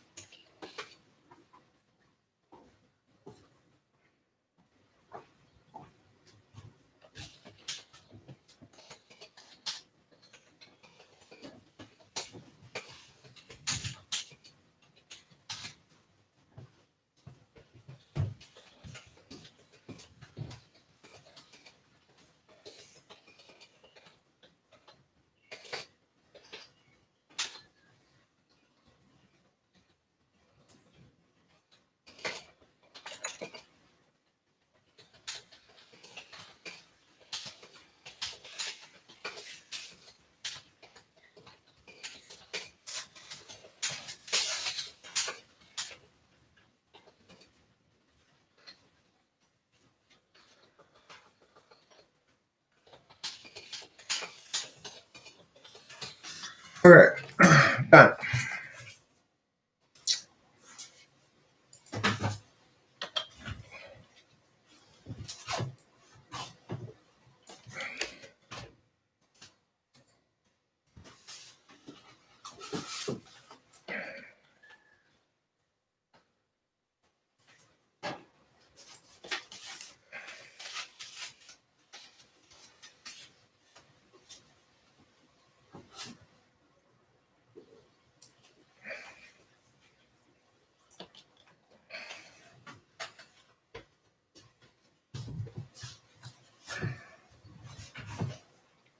Mm-hmm.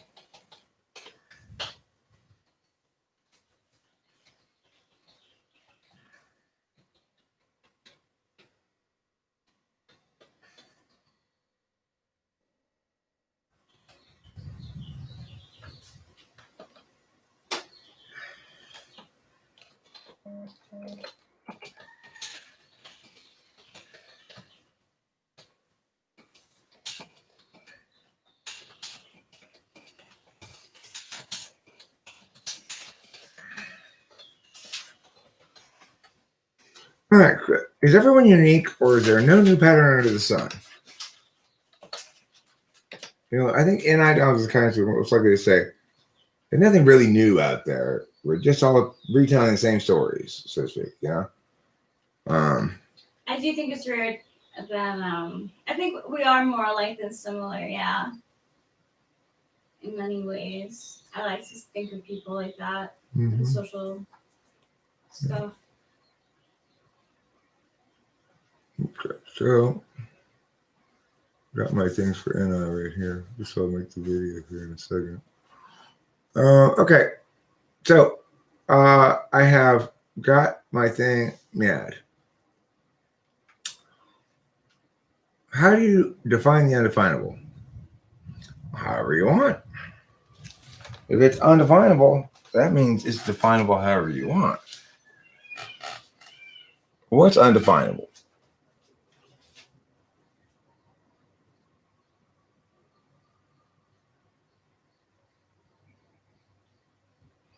Trinity Shavsma, happy 4th. Oh, Trinity Schmazna is right there. Schmazna. Hey, what's up?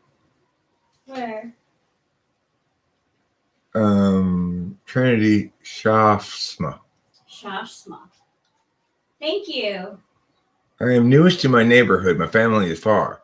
I hang online, research and studying. Good for you. That is good. The inside of a black hole.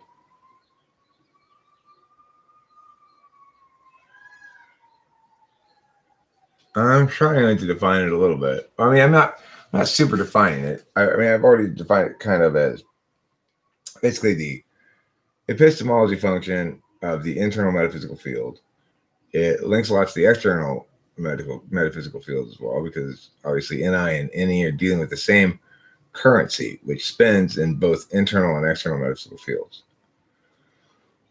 Raphael Erectum. Raphael / Erectum. Are you offering Raphael your rectum, Ryan Fox? Did he injure his? Is that why? Things smaller than 10 foot or 34 meters. 10 foot, 34 meters? I don't know what that means. I can't define my rectum. It's an undefinable bit of majesty somewhere around my butt region. And I can define it, but that definition will never capture the true grandeur and majesty of my rectum.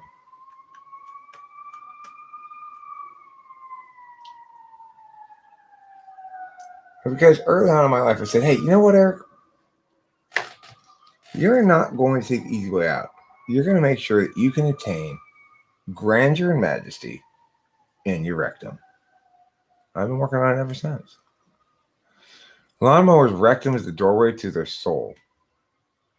It's actually the doorway to the colon. That's right. Doorway to the colon. Doorway to the intestines, perhaps.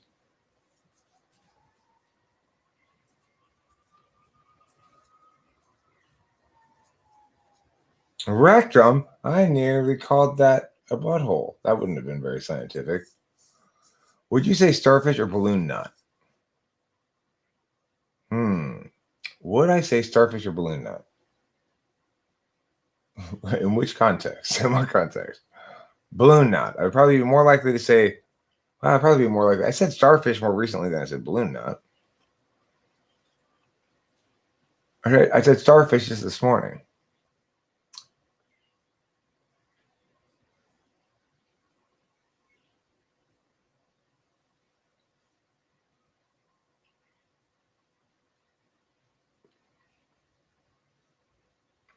I mean, I guess, cloud is how you get less sure about your type and how your type becomes more arbitrary and how you get to just choose your type and stuff. That's cloud's approach. So, all right, now let's talk about the theological point of God setting out to design the butthole. And I think the thing that people don't realize is that species engineering is so much more about letting the process do its own thing, and so much less about trying to force it. What God did well most of the time when he was making species was he didn't try to force it. There were a couple of species he did try to force it on. He forced it with the peacocks a bit.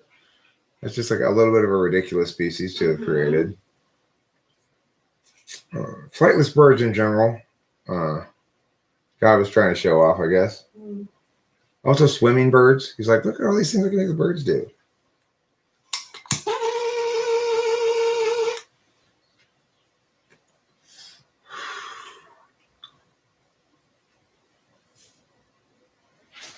I actually think God was showing off when he made papyrus.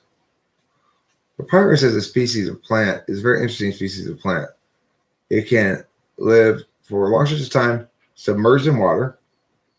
So in other words, if it floods and it's underwater for a few weeks, the root ball and stuff, it's fine. It works. It grows just fine as a pond plant. In fact, it can be underwater forever.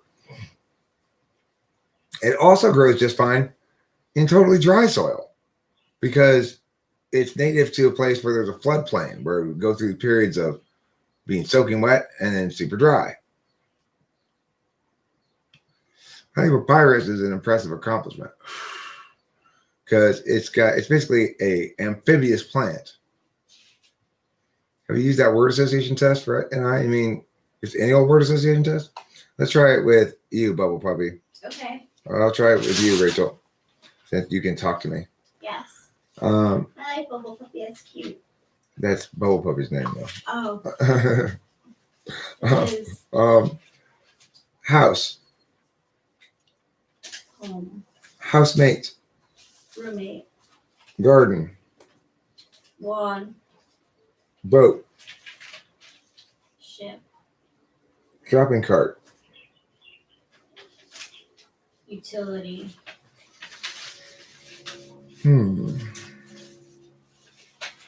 All right, so I ask you to give me the first three words now that come to mind when I tell you a word. Street address. Mine. Two more words. Street address is where I live. Just one word though. You said mine and two more words. Wait, and two more words? You're looking for. We're just doing a word prompt. So if I had said something like tree, you'd say something like bush or whatever, right? Street address. I still just want you to give me one word back. Okay. And those two. Home. Okay, so mine, home, and what else?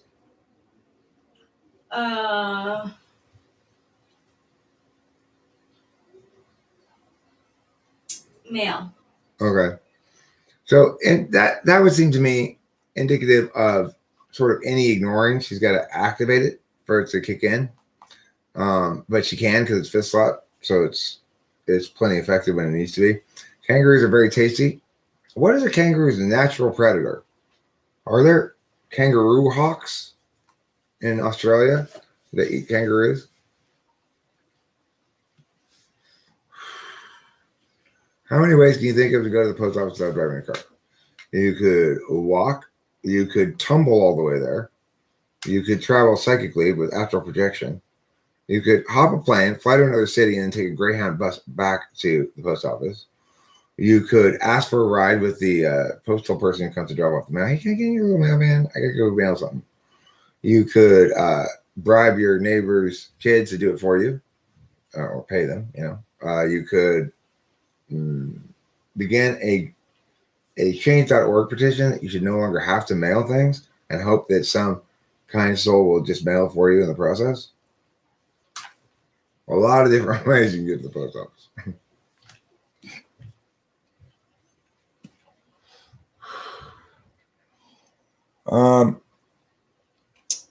Okay, animals are very spiritual creatures and have evolved to a higher plane than humans. Cola was honored with the position of comforter. Usually that word goes to cats or ferrets.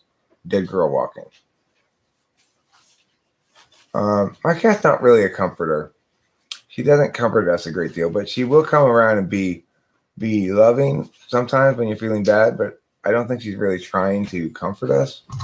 No, she likes to be comforted, so sometimes you feel it in return just because. Yeah, she's kind of a selfish if I use her, But a delightful one.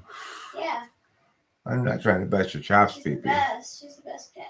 And I gotta say, of all my clients, she was really, really gracious in accepting her type 2 ISFP. She hasn't fought it once. No, she knows it. She takes it on.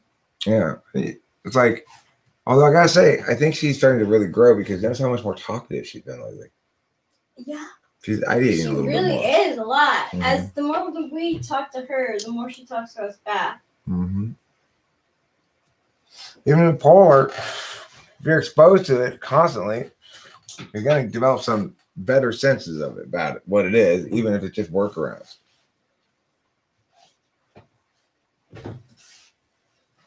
Oh, cottage cakes with early featherweight. I want to take that test. Where is it? Remote association. I can just Google it.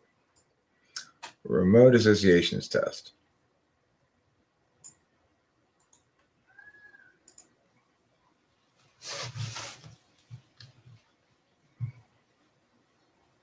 All right.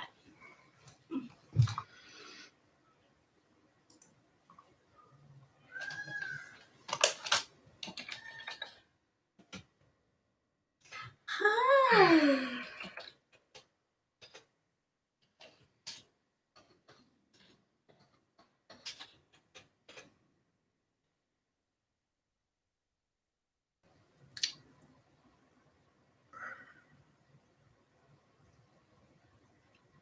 Oh.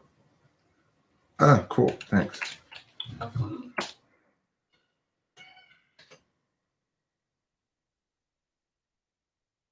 Watch.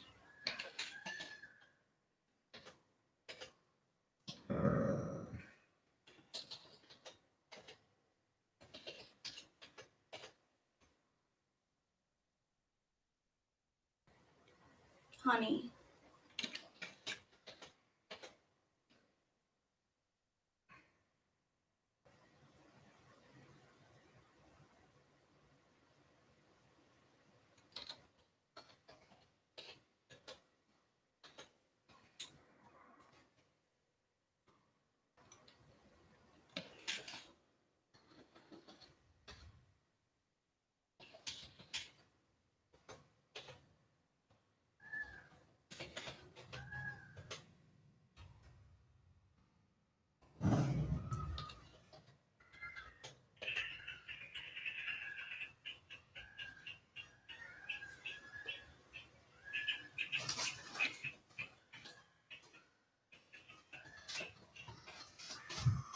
Um,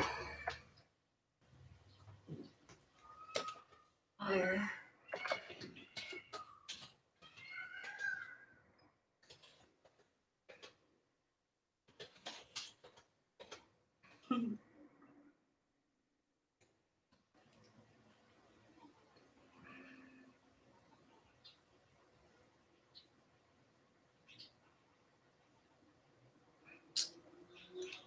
I don't know.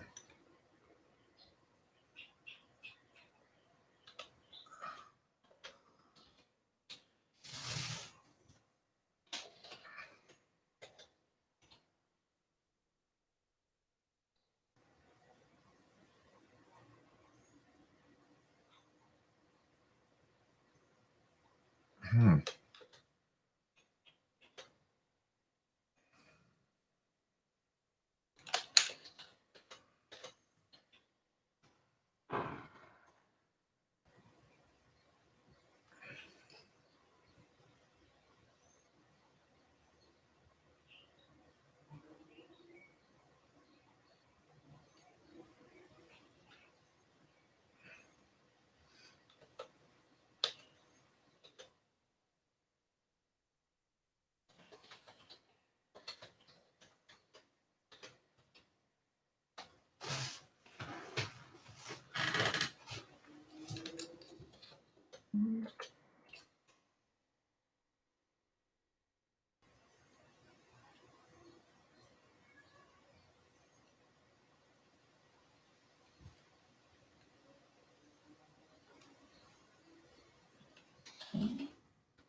What is it? I said game. Good. Nice.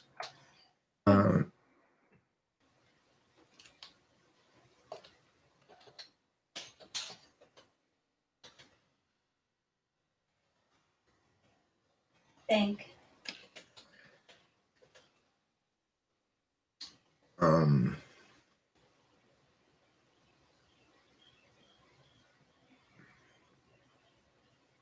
Black. hmm, Mm, not correct. no. Blue. It's blue. Ah. Nice.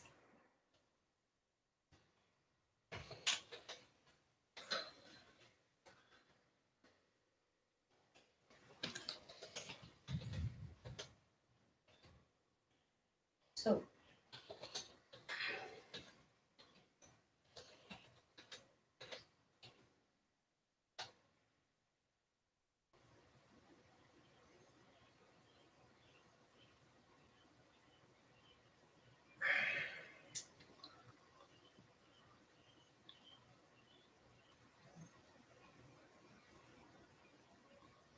Huh.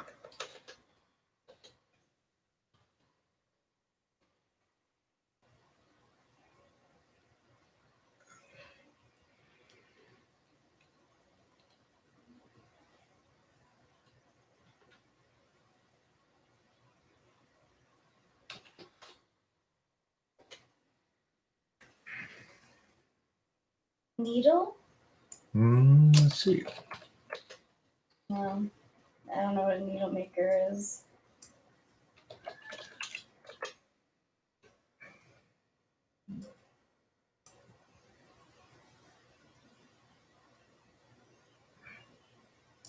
Pressure? Match. Oh, match.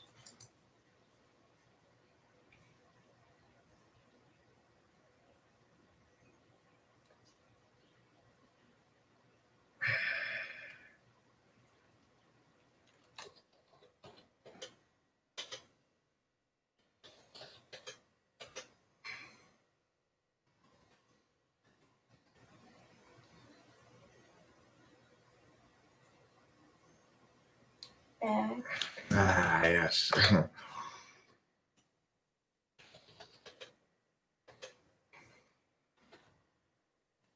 You're welcome.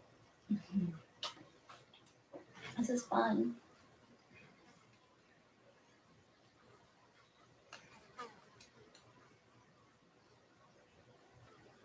Light? Wait, candle? Cake. Candlelight? Or Is it I don't candles? know. Oh, I don't know. For Could be sure. candle. Present? Oh, Us.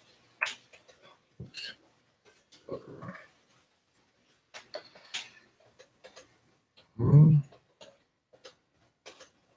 we have to look for the eclipse tonight. What? The lunar eclipse. Oh, right. That's right.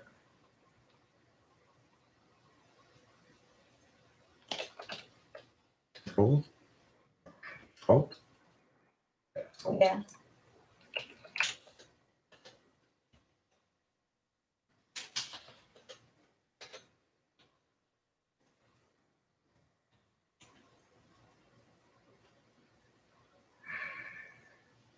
Ball. Yep.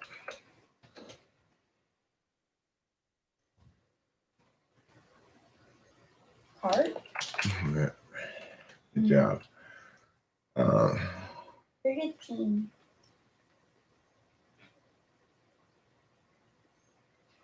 Copy.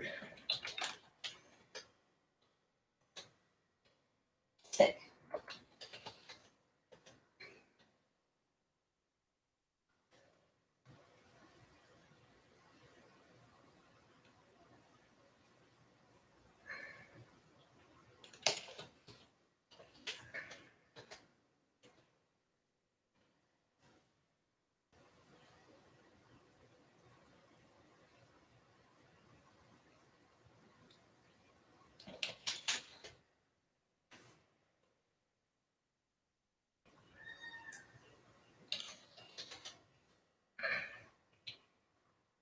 I don't know that one.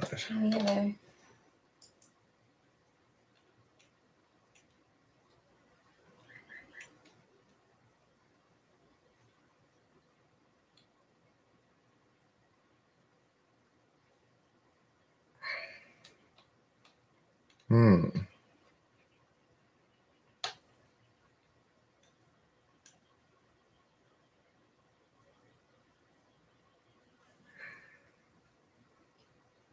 Crossbow, rainbow, tiger. Oh, good job.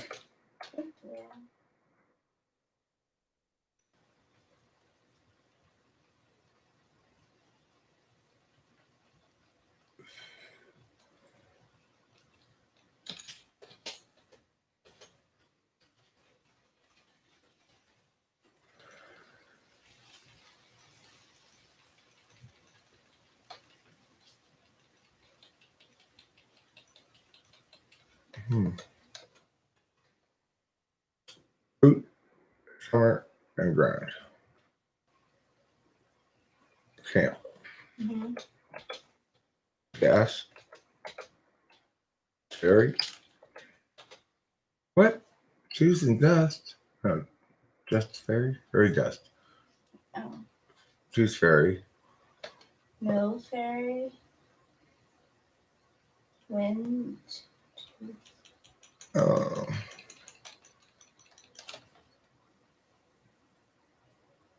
Baby. Baby mill, baby tooth, but not baby dust. Mill brush. Dust brush. Toothbrush. Selections. Saw. Street.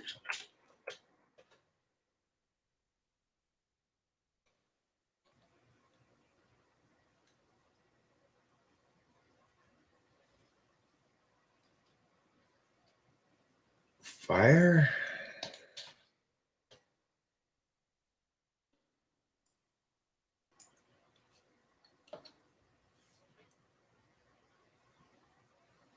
Over. Turn. God damn it.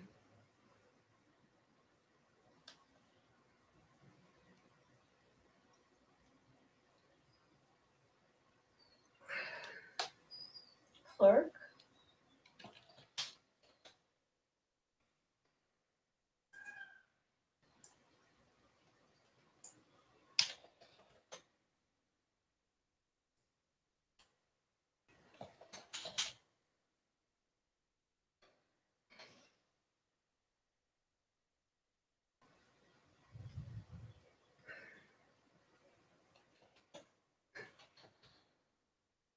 I don't know.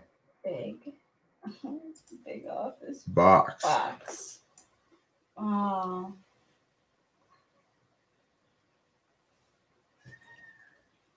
Paper.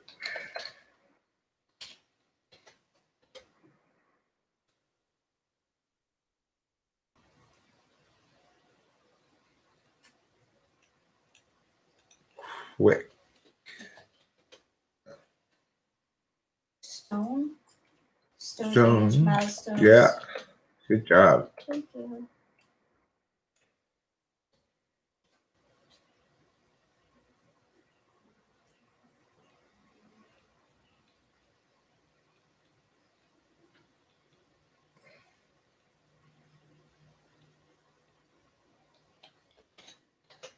Nice.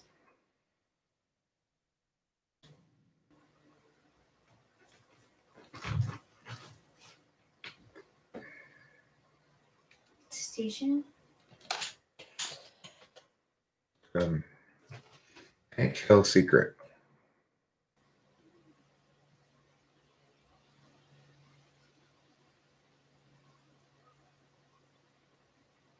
Top. Nice. Care. Nice.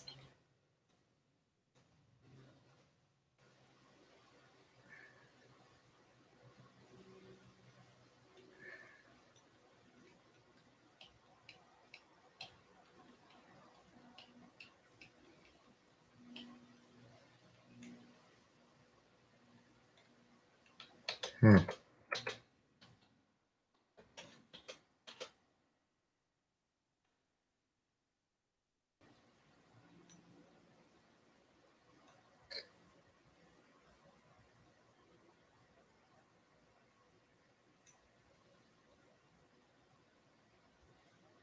Four.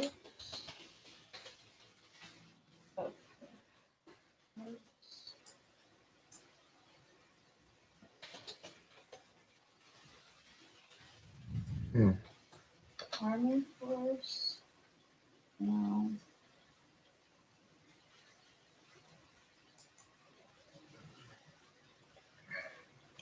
Fall. Nice.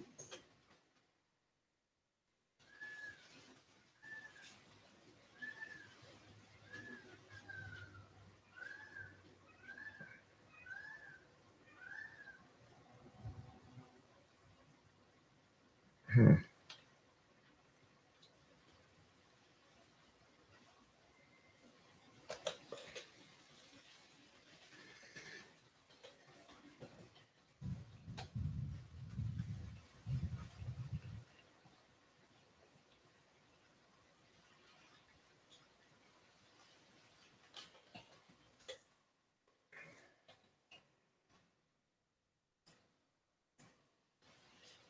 I was up back to.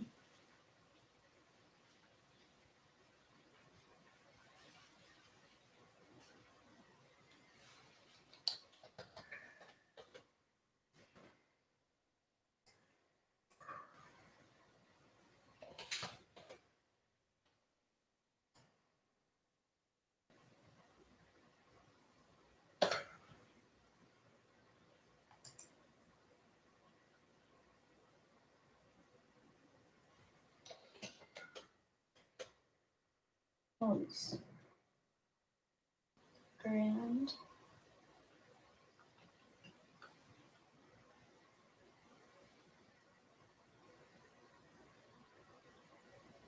Petty. Yeah. Good. Thanks.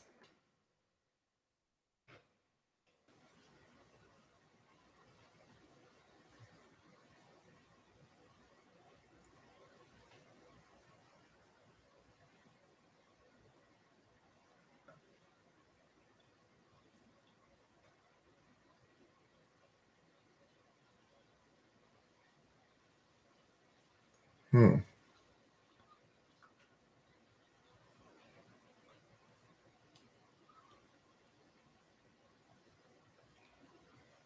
I don't know.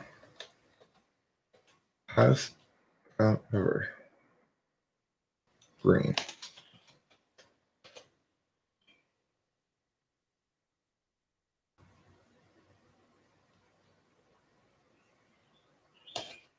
Thanks.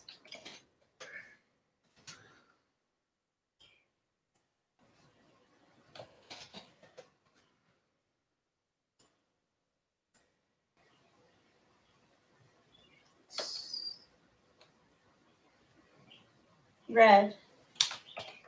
Good.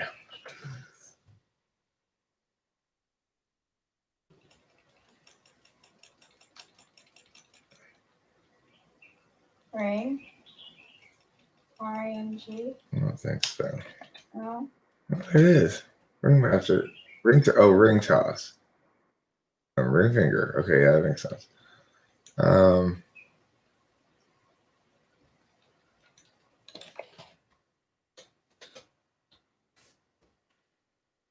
Let's just go for. There's a lot of questions, This huh? is too many. Too many questions. So many questions. Okay, this is not Like fair. infinite questions. Come on. I don't think you're supposed to answer them all. You're supposed to test yourself. You know? Alright. Let's see if we can do some very hard ones. Okay. Trip, house, goal.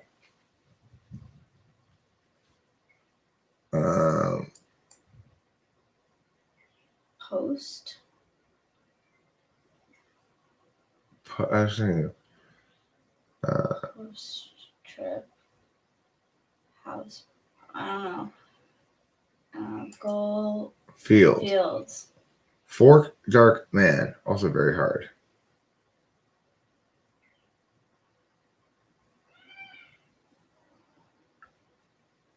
Hmm. Hmm.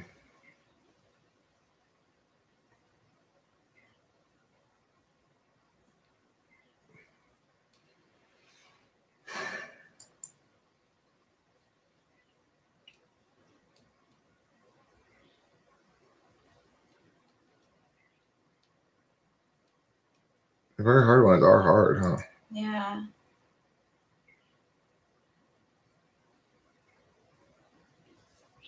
Hmm.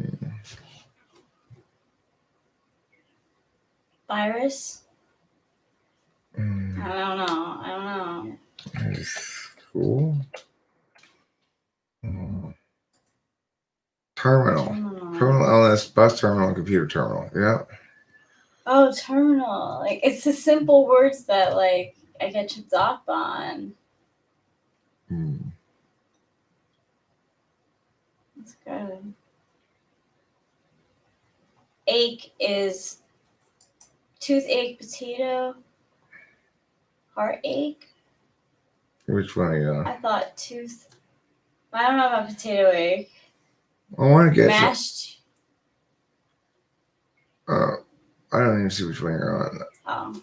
Oh. I'm looking at these very hard ones. Wise. Um,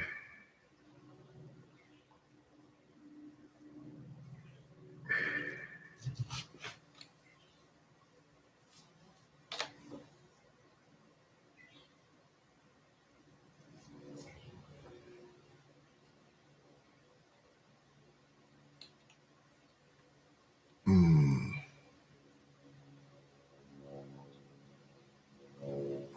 Yeah, hard ones are hard. Clock. Why is it so hard to get that? It's weird. I don't know. Cry, friendship.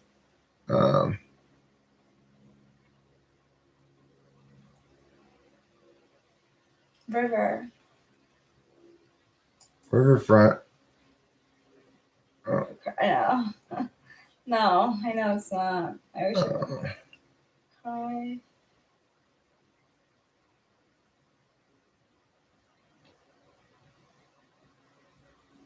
huh. Store.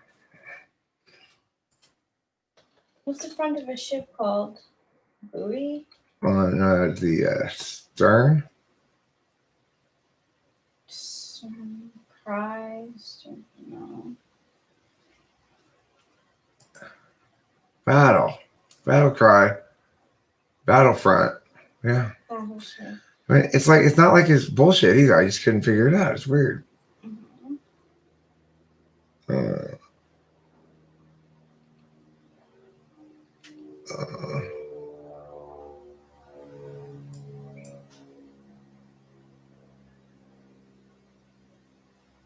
uh, hmm.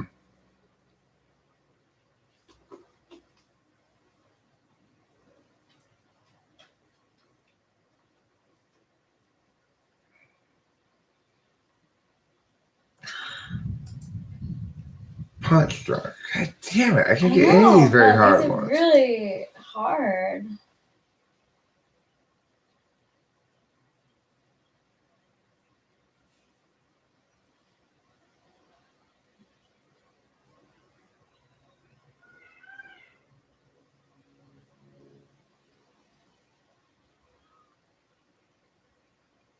Side egg, side step, side bump. I don't fucking know.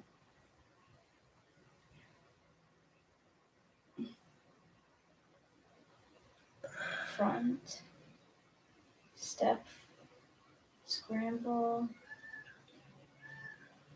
sunny steps, and black.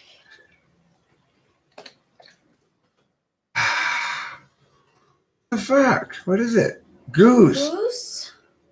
Goose bump, goose eggs, and goose I step. wasn't Yeah. getting that. Yeah, no. Hmm.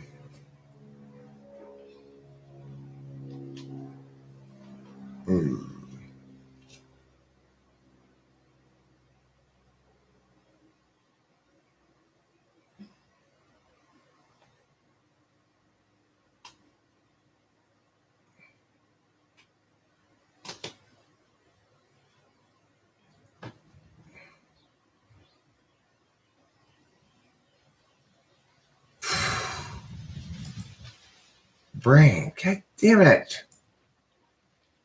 I gotta get one of these very hard ones.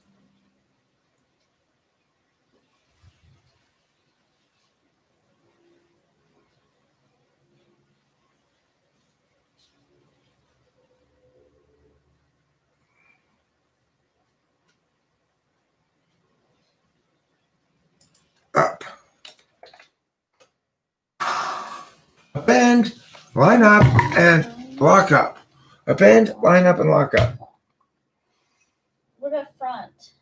Front end, front line. Front lock.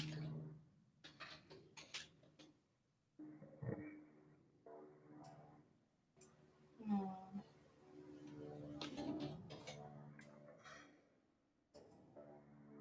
Bed. I don't know. God damn. Um,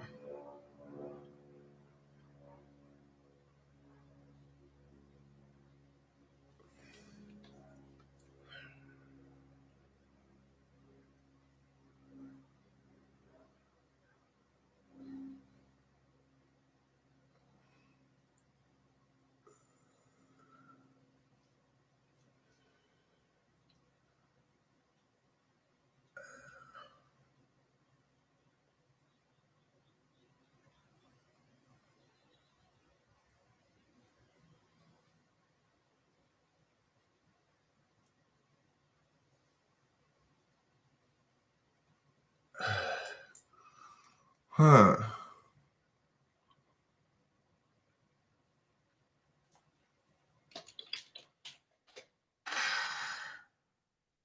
Man, you're hard. I can get any of them.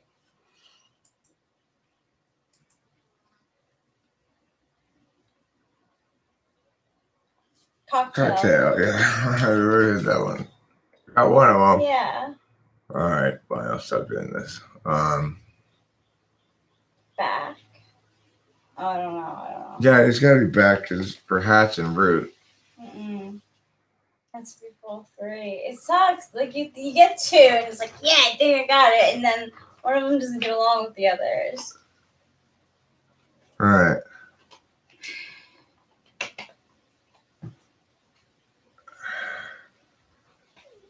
Escape. Parallel. Escape. Escape artist. Yeah. Boom! 3-5. This one I got too. This one is rock. Yay!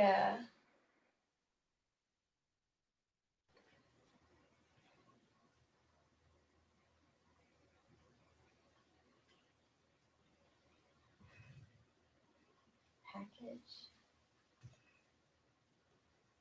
I don't know.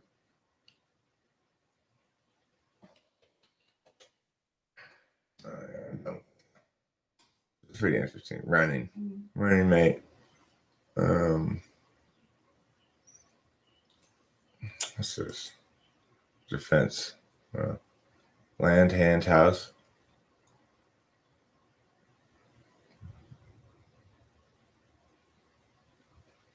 Mate? Landline? Fucking hell, I don't know. My brain is so searching and it's like grasping at air at this point. Lord. Candle? Lady. Sanitizer. Out. Outhouse, outhand, outland. Handout. Yeah. Handout. Yeah, out. Come on, not out. What do you mean not out? Farm. Okay, well, whatever. That's enough of that. You need to take those things forever. Jesus Christ. No, I'm not creating the NA test. I was taking it. This one where you try to find what 3 words. What is it called again? Rat. R-A-T. RAT. And it's interesting. There's like the ones that are listed very hard. They are very hard, and yet when you see them, you go, "Duh," which is a perfect example of NI. You know, it's like that's what NI is best at in theory. But those are hard. Well, I mean, the thing is, in practice, I guess you could say you and I seem to be about equally good at it. We were as a team. We were, which makes me think that we would be good at trivia. I mean, the thing is, that's the sort of NI that I am good at, which is totally language based. But obviously, I'm not perfect at it. I would have to think more about all those. What are my credentials? What are my credentials? You mean regarding cognitive functions or in general? My job is a debate coach. I'm a competition flow debate coach. So I have teams of kids who compete in debate tournaments on various topics. They have to prep cases and stuff like that. As far as cognitive functions go, my credentials are the same as anybody else's, which is my own experience. There's no meaningful credentials when it comes to cognitive functions. There's no, all licenses all the time. Great business that it is, nevertheless, cannot figure out how to successfully license people to do typology. Because, of course, most people don't think it's something like math. Most people think it's something like your favorite color or something. Or like, well, all these different people have different notions about how cognitive functions work, Eric. Surely you're not exclusively right. So, you take a little bit from everything and sort of, yeah. No, it's not correct at all. There's one correct way of understanding it, and others are incorrect. I have plenty of clients, yeah. The thing is, as a debate coach, I'm a private debate coach, which means I'm currently really only working with one kid. But that's by choice. And it's because I'm a very skilled debate coach. I'm an excellent teacher in general. When I'm doing teaching stuff, the students are actually learning shit. I'm actually teaching stuff. I'm not just wasting people's time. Am I a life coach? I have done life coaching before. I don't consider myself one. It's not something I'm especially interested in doing. People pay me to type them, or people pay me to teach their kids or coach their kids. Speaking of, Jeff's dad sent payment over for $40. Okay. Do you want me to move it over? No, I'll move this stuff from. Okay.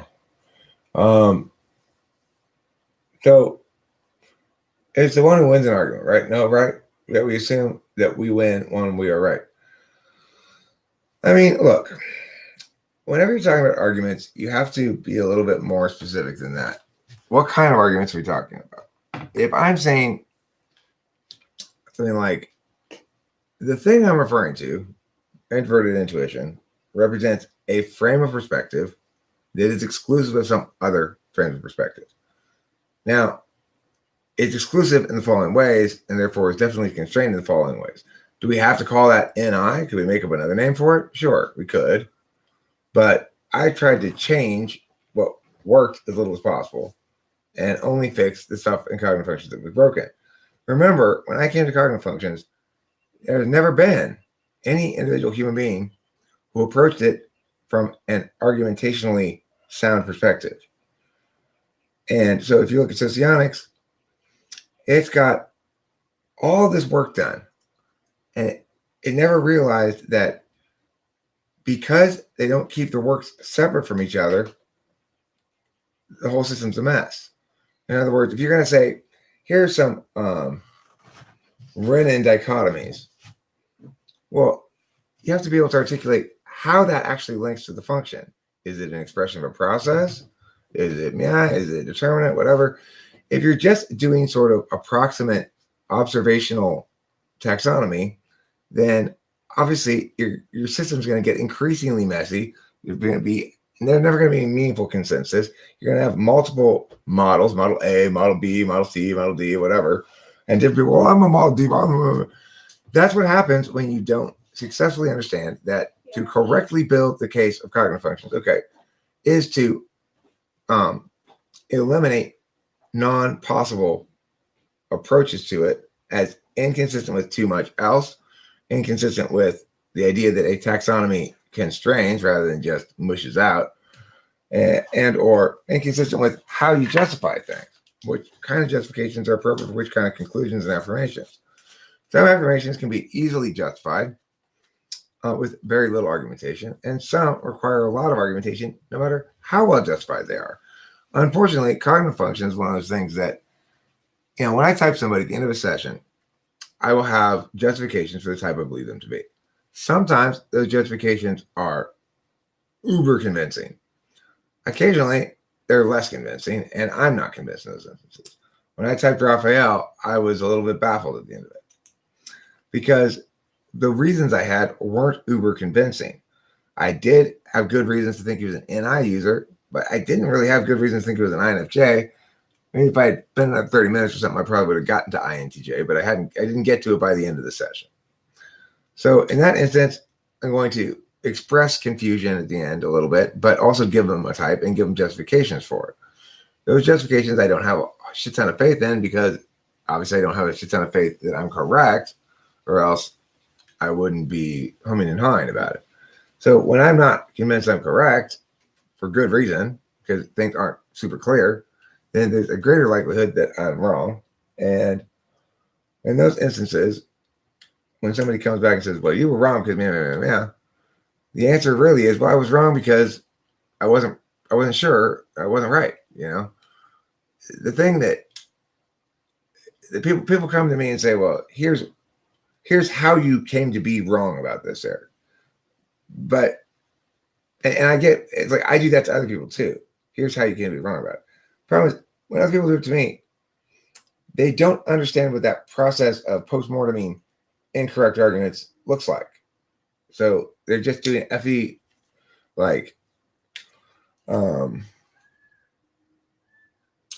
perceptual dominance signaling, Sure, I've had lots of clients in my life, Gen Axial, all different kinds of clients.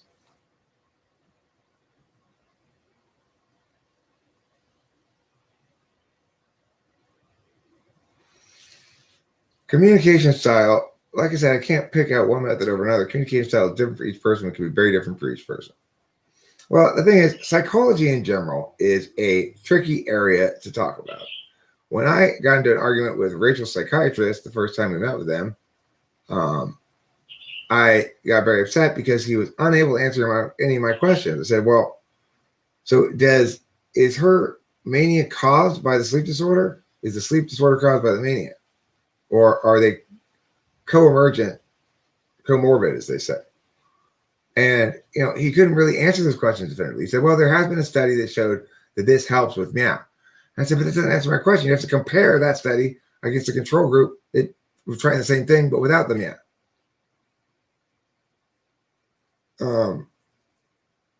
So the same thing is true with cognitive functions. I wish it were English grammar. If you ask me an English grammar question, or ask me even how to determine, pretend sentences are people and grammar is a type. Cognitive function stuff.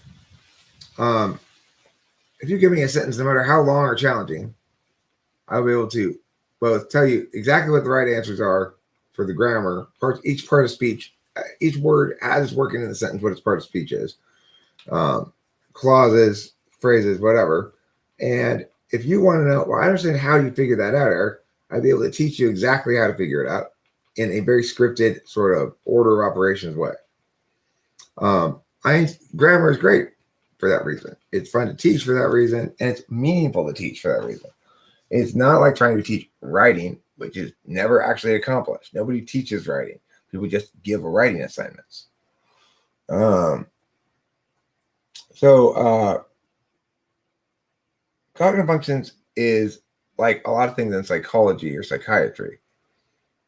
We're dealing with human consciousness. We're never going to get a step ahead of human consciousness because it's an open system. In other words, when we see somebody using the status quo to create impacts, our status quo is now updated to include the fact that this person uses status quo to create impacts. People are responsive to changes in the environment. People are responsive to open system questions. So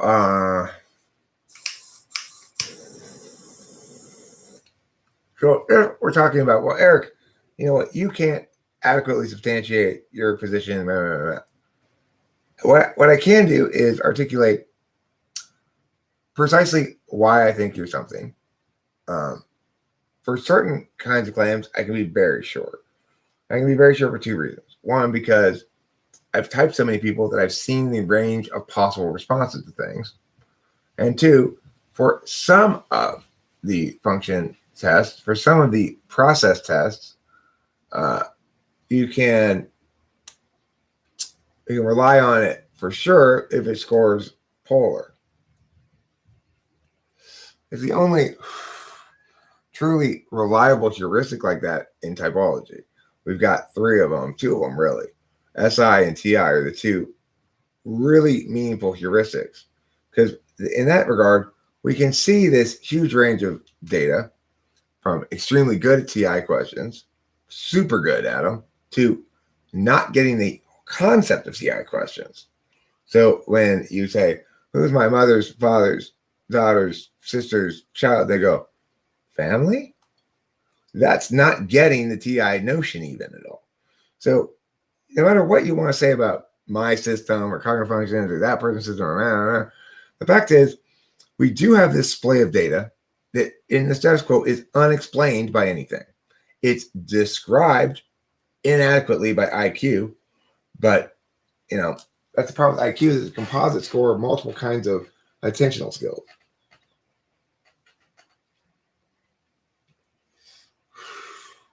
Same thing with SI. We need to show why is there this big display of ability in this, and why are some people seem to have subhuman inability in it. So you can't really see that lack of basic human ability. If I had a student before who actually had a learning disability, and this student couldn't remember anything, couldn't remember anything, he had a language processing issue. And he could never memorize anything. He always paraphrase the thing. Well, in normally functioning people have normal cognition in general, then you're still going to have people who have that level of inadequacy in SI department. There has to be an explanation for it. There is no explanation currently that is not normative and behavioral. Big Five says, well, people have attributes. They're possessed by the people, and they remain the same their whole life, therefore it's personality. It's a metaphor. People don't have those attributes. They engage in processes that display as affect.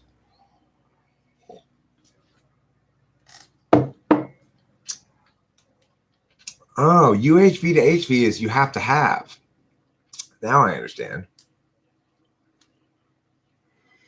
Look, objectivity is not reality, okay? The problem that most people have is not with being logical or rational or objective versus not being logical, rational, or objective. The problem most people have is they over-apply their preferred frame, whichever one it is.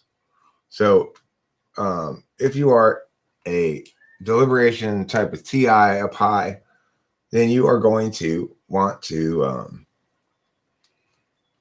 you're going to want to parse things out. You're going to want to understand in full, right?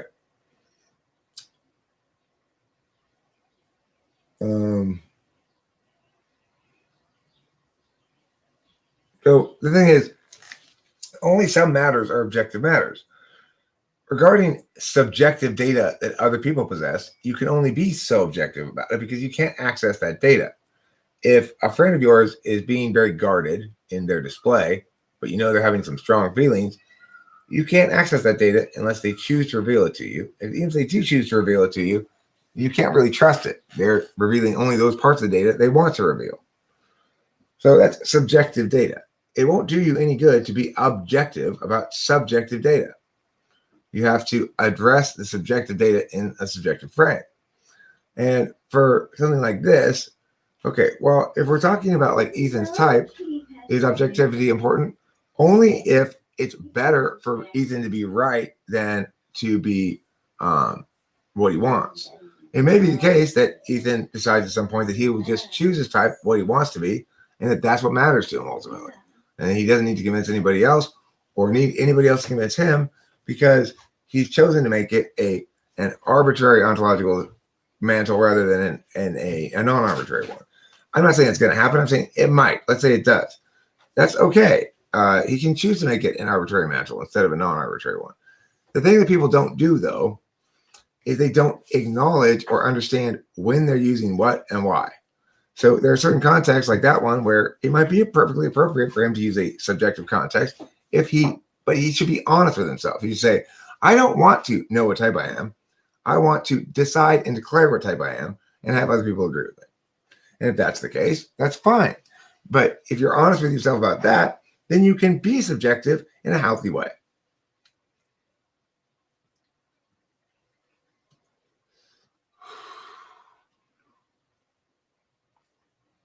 All right, well, I mean, the point is, though, Ethan, I'm not trying to tell you you have to be ISTJ or anything else. I'm saying for all of us, we decide if and when we want to abandon defensibility. Objectivity in the way it displays, anyway, boils down to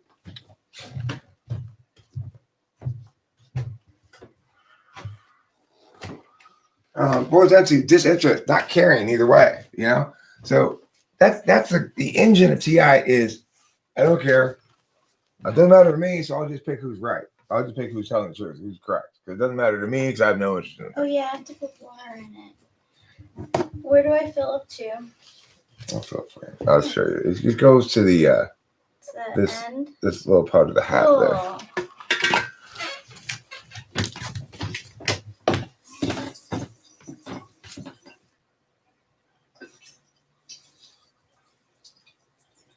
Thanks.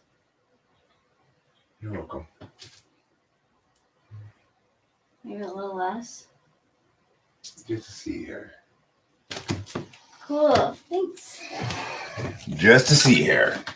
Just a sea hair. I've never heard that before. Well, because it's something that men who are doing construction work of some sort always say to each other.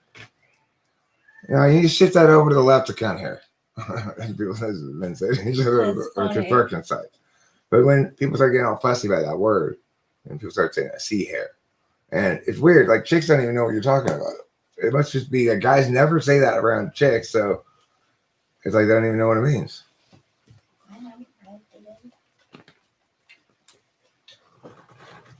Is that for both of us? Sure. Yeah. Yeah. I mean, look, that's the thing, Ethan. It's just a matter of giving yourself permission to be subjective when you want to. There's nothing wrong about it. There's nothing wrong with that at all. There's lots of areas where I wish I would be subjective, put my own interests first, know what I want, etc., where I don't, and it's a shame. TI is nonsensical, non-ethical, non-empowering, non-rambunctious, non-good piece of non-fun crap. Okay, well, I guess in this context, rambunctious is good. You want your cognitive function to be rambunctious? I guess so. Non-good piece of non-fun crap. It's quite a harsh review of something. If you like order something in the mail from online and you get it, you don't like it, you go, I received the product. However, it was a non-good piece of non-fun crap.